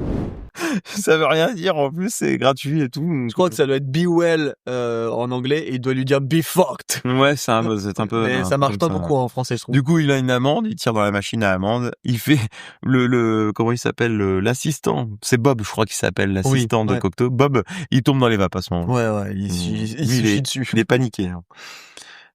Et du coup, il retrouve Garcia dehors. Huxley a l'ordre du coup de mettre normalement Spartan back to the crypto prison, voilà. Hein. Sauf que vu comment les flics sont mous, personne va réussir à foutre John en prison. Ouais, non mais c'est ça. Et du coup, ils rejoignent Garcia qui est dehors et ils décident d'aller faire un tour dans le monde souterrain ce coup-là. Ouais, ça y est, c'est le moment d'aller voir the mole people. Ouais, et donc du coup, ils se baladent dans les égouts jusqu'à arriver à un endroit avec beaucoup de monde quand même. Il y a quand même pas mal de monde dans le sous-sol. Hein. Ouais, c'est ça. Hein, c'est vrai que ça a l'air même plus peuplé que la ville en haut, quoi. C'est très drôle parce qu'il arrive tout de suite dans un bar, enfin un comptoir, et il demande un burger. Oui, alors d'abord, il a la même réaction de Simon avec l'odeur. Il fait on se croirait à la maison. Mais je pense parce qu'il sent la viande, à mon avis. Ouais. Du coup, il arrive au comptoir. Il prend son burger, ça servait ça, et il apprend que le burger, c'est un burger de El Rata Burger. Bon, visiblement, leur burger, c'est bon. Écoute, il dit que c'est le meilleur burger qu'il a jamais bouffé. En 36 ans, il a dit quand même. Ouais, d'accord, ouais. Du rat. C'est un rat burger.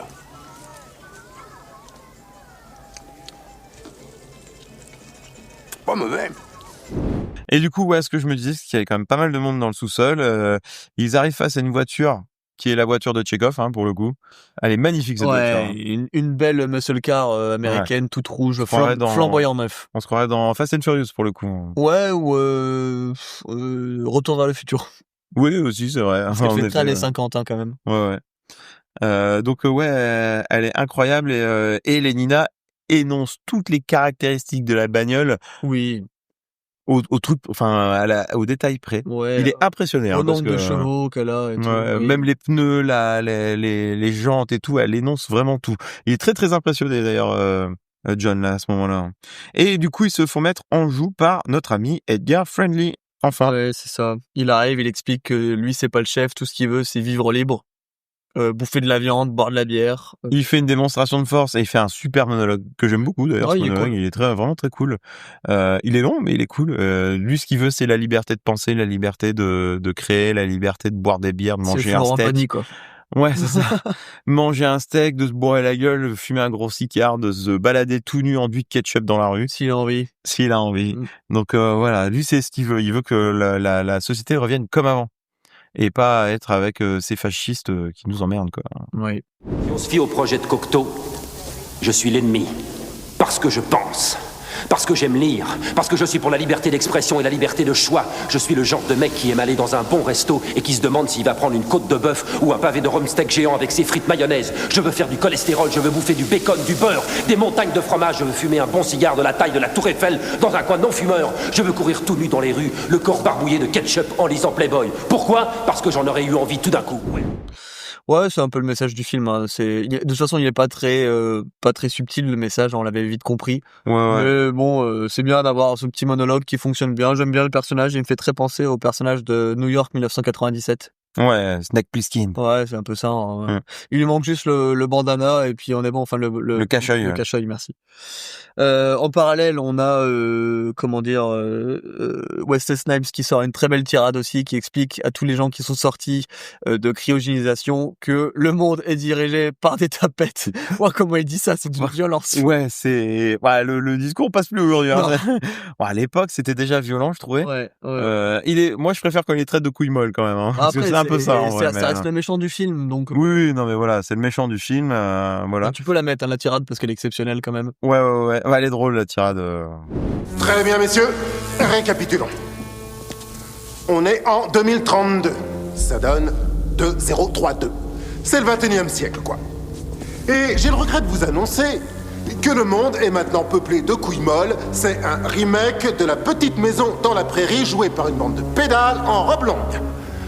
Tout ce qu'on a à faire pour devenir les rois ici, c'est flinguer un mec nommé Friendly, le créateur de Tapetland. Et du coup, il explique le plan. Il est face à ses nouveaux copains criminels, d'ailleurs, qui ont été décongelés. Hein. Ils doivent tuer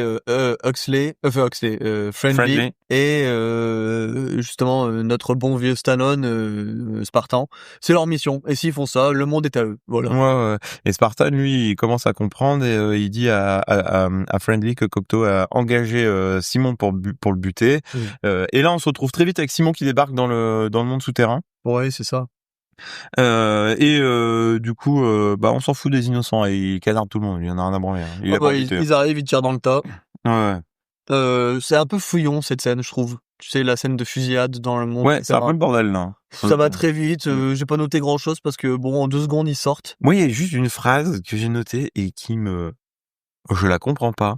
Et il dit, oh putain, tu ressembles à un canard de New York.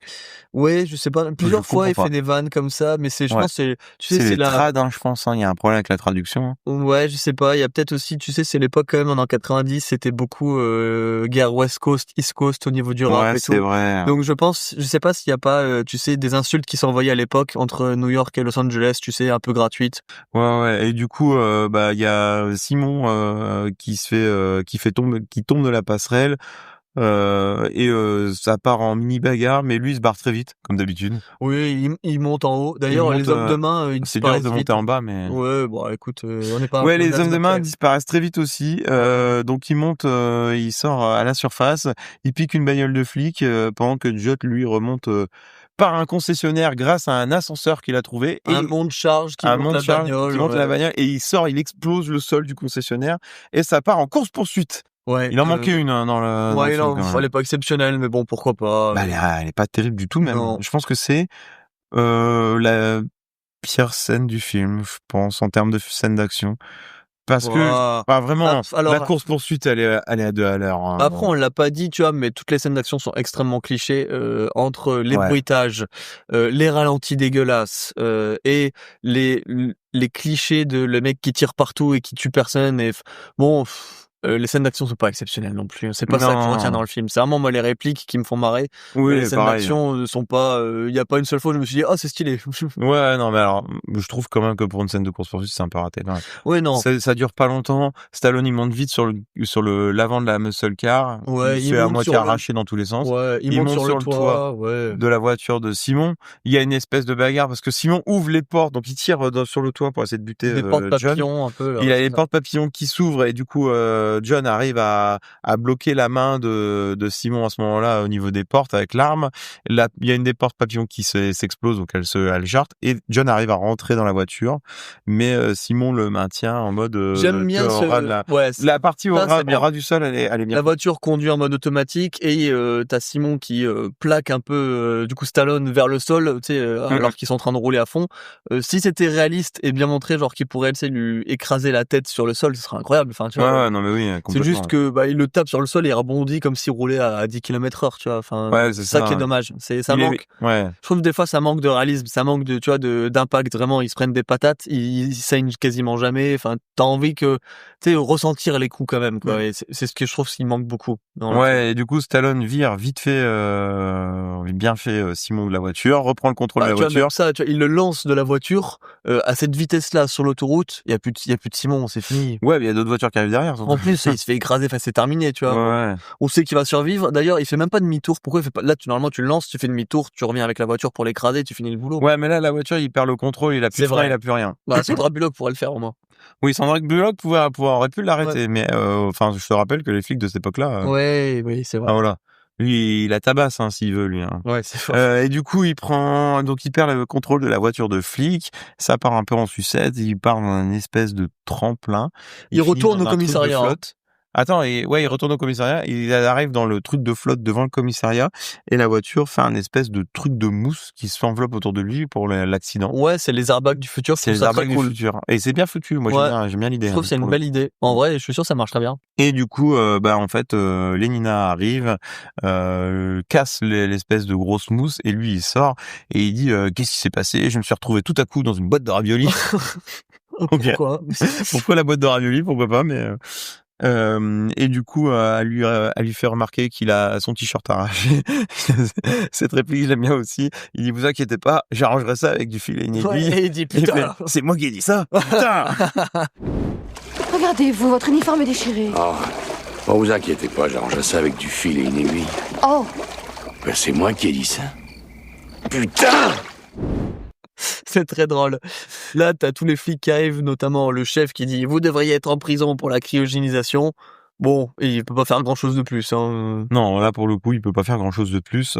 Et les rebuts arrivent pour aider John, en fait. D'ailleurs, il y a le troisième flic, là, Santiago, qui arrive avec son truc de Mad Max et il lui dit quoi? Qu'est-ce qu'il lui dit? Il lui dit qu'est-ce qui t'est arrivé, Garcia? Tu t'es pris pour Pancho Villa? J'aime bien cette réplique aussi. Et lui par contre, il a adopté le monde en dessous. Hein. Il a l'air plutôt tranquille. Ce flic-là, hein. Il est plutôt content. D'ailleurs, il y a une autre réplique qu'on n'a pas dit. Je sais plus si c'est à ce moment-là, mais si je crois que c'est à ce moment-là. T'as Sandra Bullock qui dit, elle veut dire, on va lui faire la peau. Elle dit, on va lui faire la pipe. On va lui faire la pipe. Ouais. Voilà, c'est pas la même chose.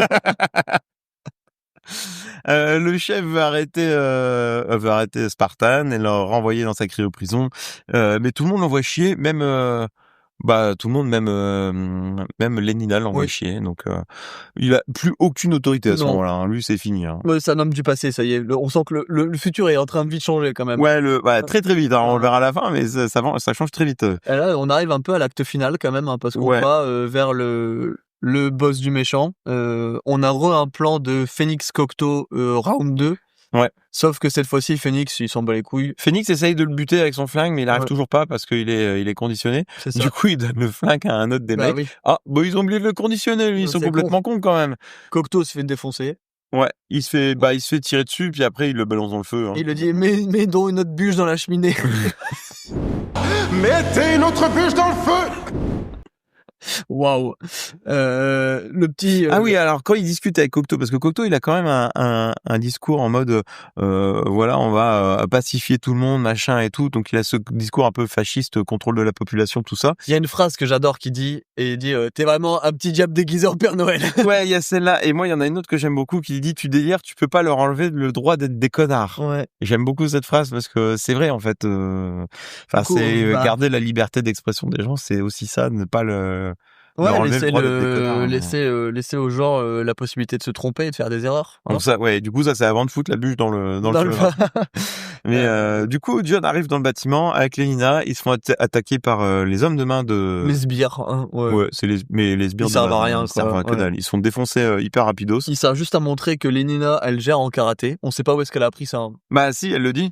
Elle a appris ça dans les films de Jackie Chan. Et du coup, petite rêve au méchant qu'on voulait avoir de Jackie Chan. Ouais, la boucle bouclée.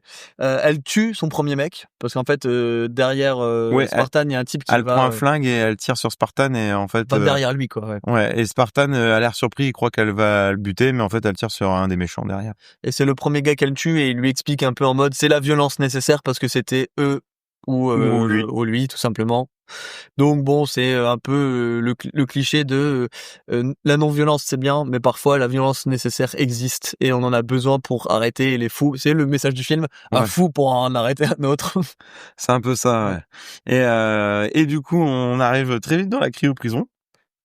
En fait là à ce moment-là ils comprennent que ils sont chez Cocteau mais il y a plus Cocteau et ils ont compris qu'en fait le but de maintenant de comment il s'appelle de Phoenix c'est il a pris l'assistant avec lui et c'est d'aller libérer. Ouais d'ailleurs l'assistant il est pas paniqué ce coup-là. Non, il change vite de veste. Il retourne sa veste plus vite que son ombre. Ouais lui c'est parti il est l'assistant de Phoenix. C'est le lâche 101 le cours. Le lâche originel. Et du coup, ils sont partis aller décongeler tous les détenus à vie. D'ailleurs, ils se téléportent à ce moment-là dans le film. Hein, il y a une petite mention de Charles Manson qui est faite. Ils vont décongeler Charles Manson et t'as Cocteau, Phoenix, il dit oh, je suis content, je l'aime bien lui. C'est horrible. Ouais, horrible ce moment-là. Et John va vite arriver dans la prison. Avant de faire ça, il va quand même neutraliser. il bute tout le monde. Non, il neutralise John.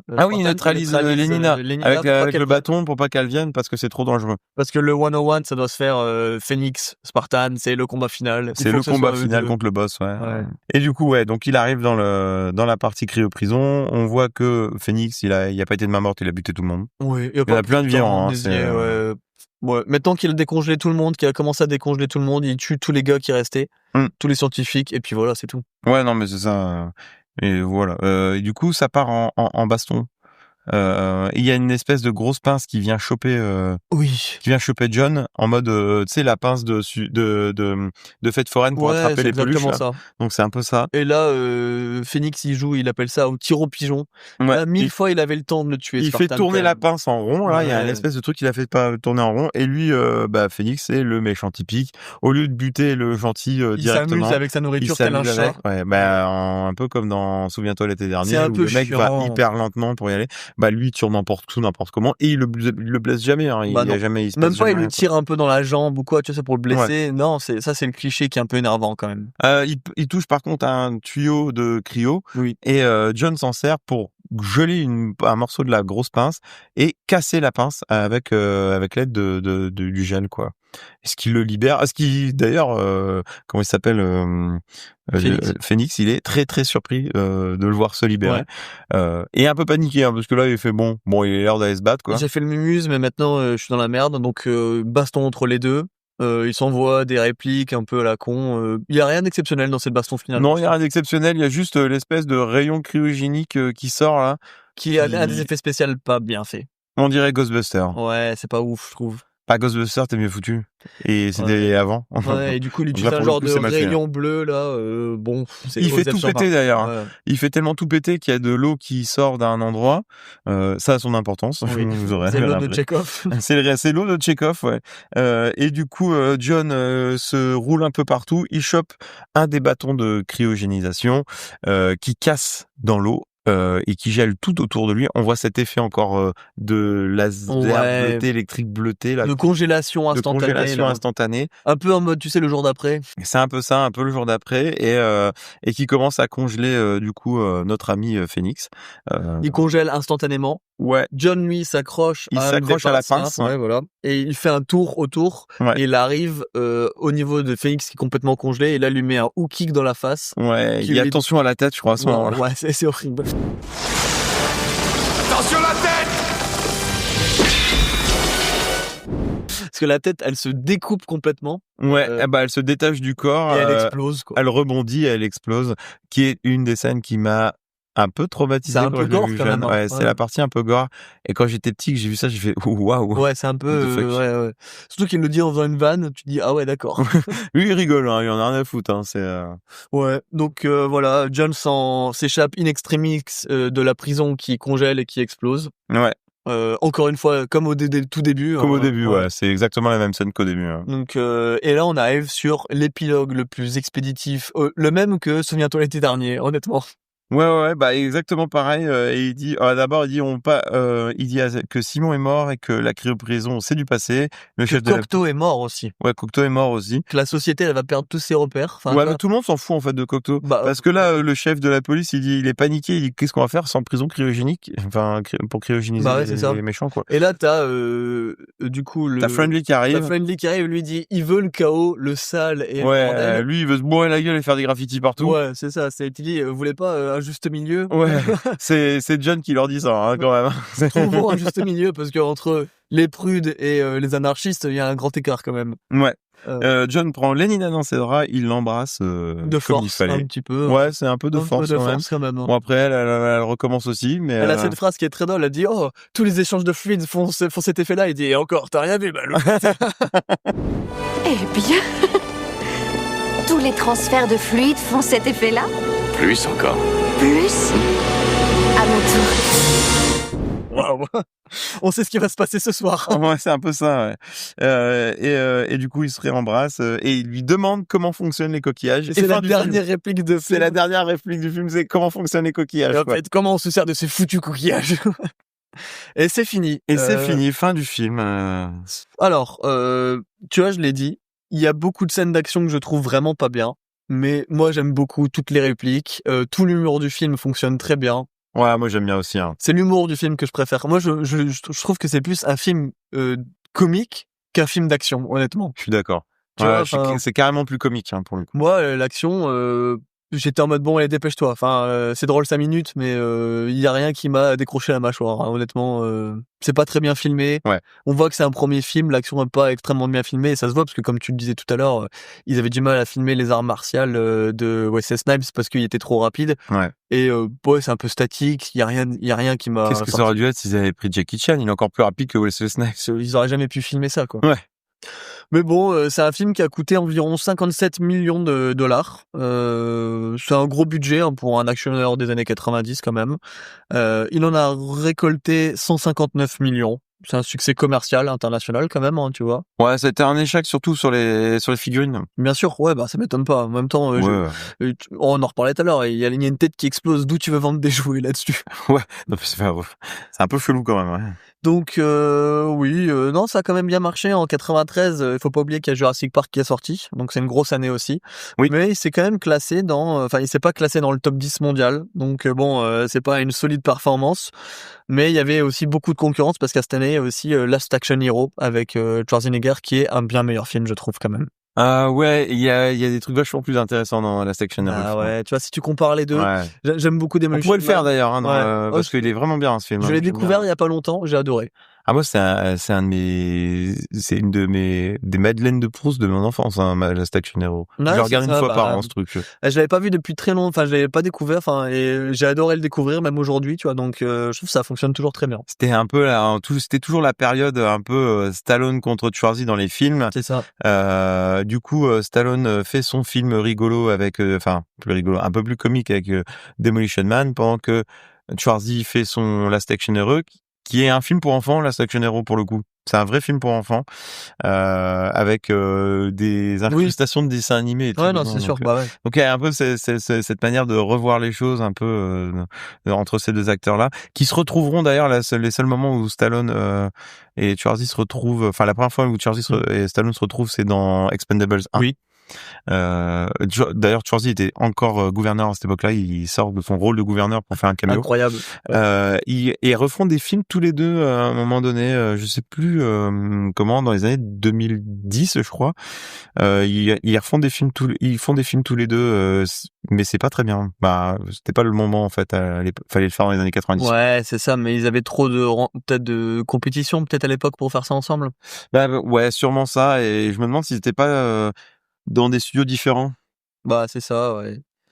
Donc, mais bon, voilà. en tout cas, la réception critique, elle était un peu mitigée.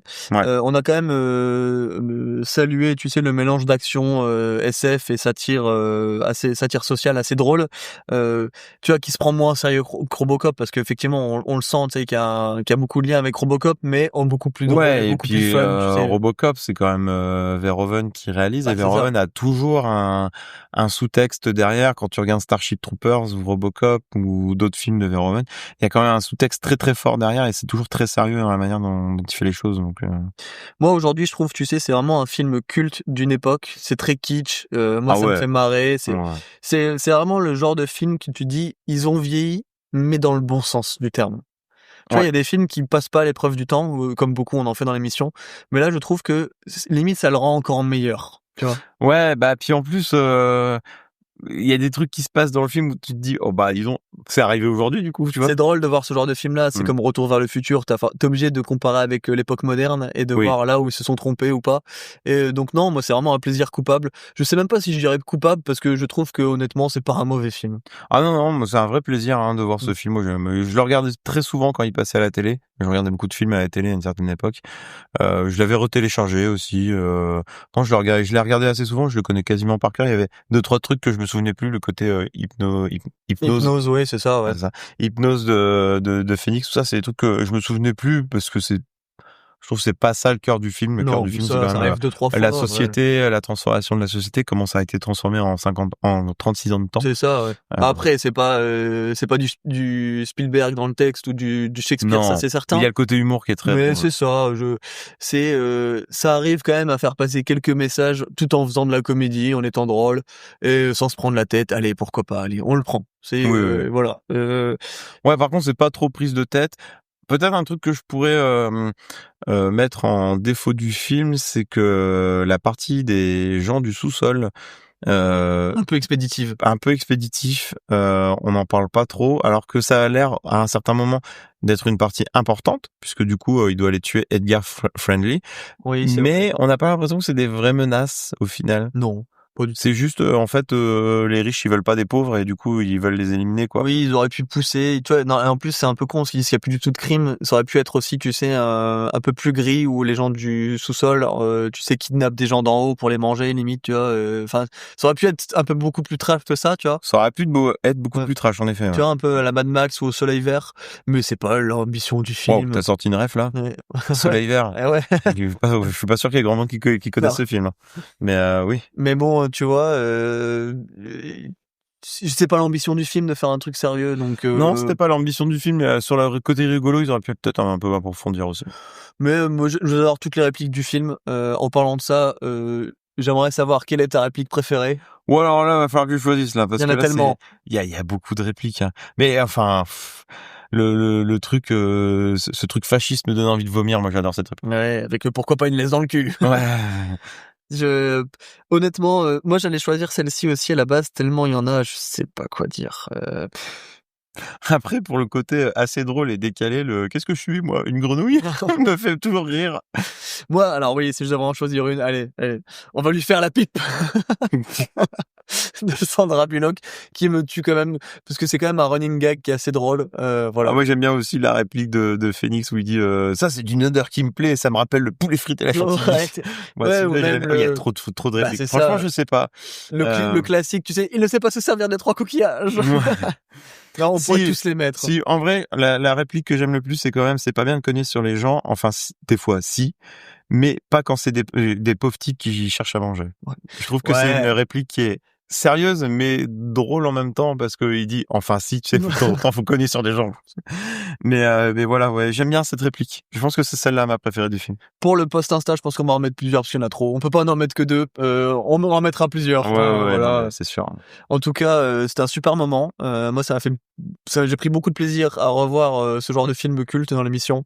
Pareil pour moi. On connaît les prochaines émissions qu'on va faire. Il y a du lourd qui arrive. Oh oui. Oh oui, il y a du lourd. Et on a d'autres idées aussi pour des films encore plus lourds. Ouais.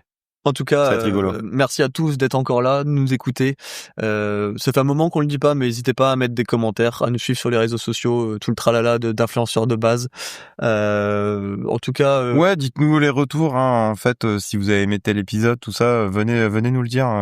N'hésitez pas si vous avez des recommandations de films aussi que vous voudrez qu'on fasse. J'ai pas oublié la recommandation de mon pote Mathieu, qui aimerait beaucoup qu'on fasse Piège de cristal. Pourquoi pas un jour. Pourquoi pas. Mais est-ce que c'est un nanar, Piège de cristal? Non, mais pourquoi pas, c'est un vieux film d'action de l'époque, après tout. Bah, c'est vrai qu'il est un peu dans son jus quand même. Ouais, je pense que ça a pas mal vieilli quand même. Moi, je le vois tous les ans. Hein. Oh là là, moi je l'ai pas vu depuis très longtemps. Je l'ai encore revu. Bah en fait pour moi c'est un film de Noël. Je suis désolé. Bah, oui, c'est le meilleur film de Noël. C'est un film de Noël, ouais. D'ailleurs. Pourquoi pas Noël hein. Pourquoi pas Noël. Après moi la course aux jouets. On avait la course aux jouets pour Noël, donc ça peut faire 2 bons films pour décembre. Ouais. Ça peut être cool. Donc ça pourrait être le premier Schwarzenegger qu'on fait, hein, la course aux jouets. Hein. Et le premier Bruce Willis, du coup. Avec, on a la Trinité. Oui, la Trinité des années 90. On aura fait Stallone, Schwarzy, Bruce Willis. Je pense que là, on pourra finir la saison 1. La saison 1 en paix. D'ailleurs, oui, petit mot sur la saison qui se terminera sûrement en décembre, avec les épisodes de Noël. Mais la saison 2 reprendra, du coup, en janvier.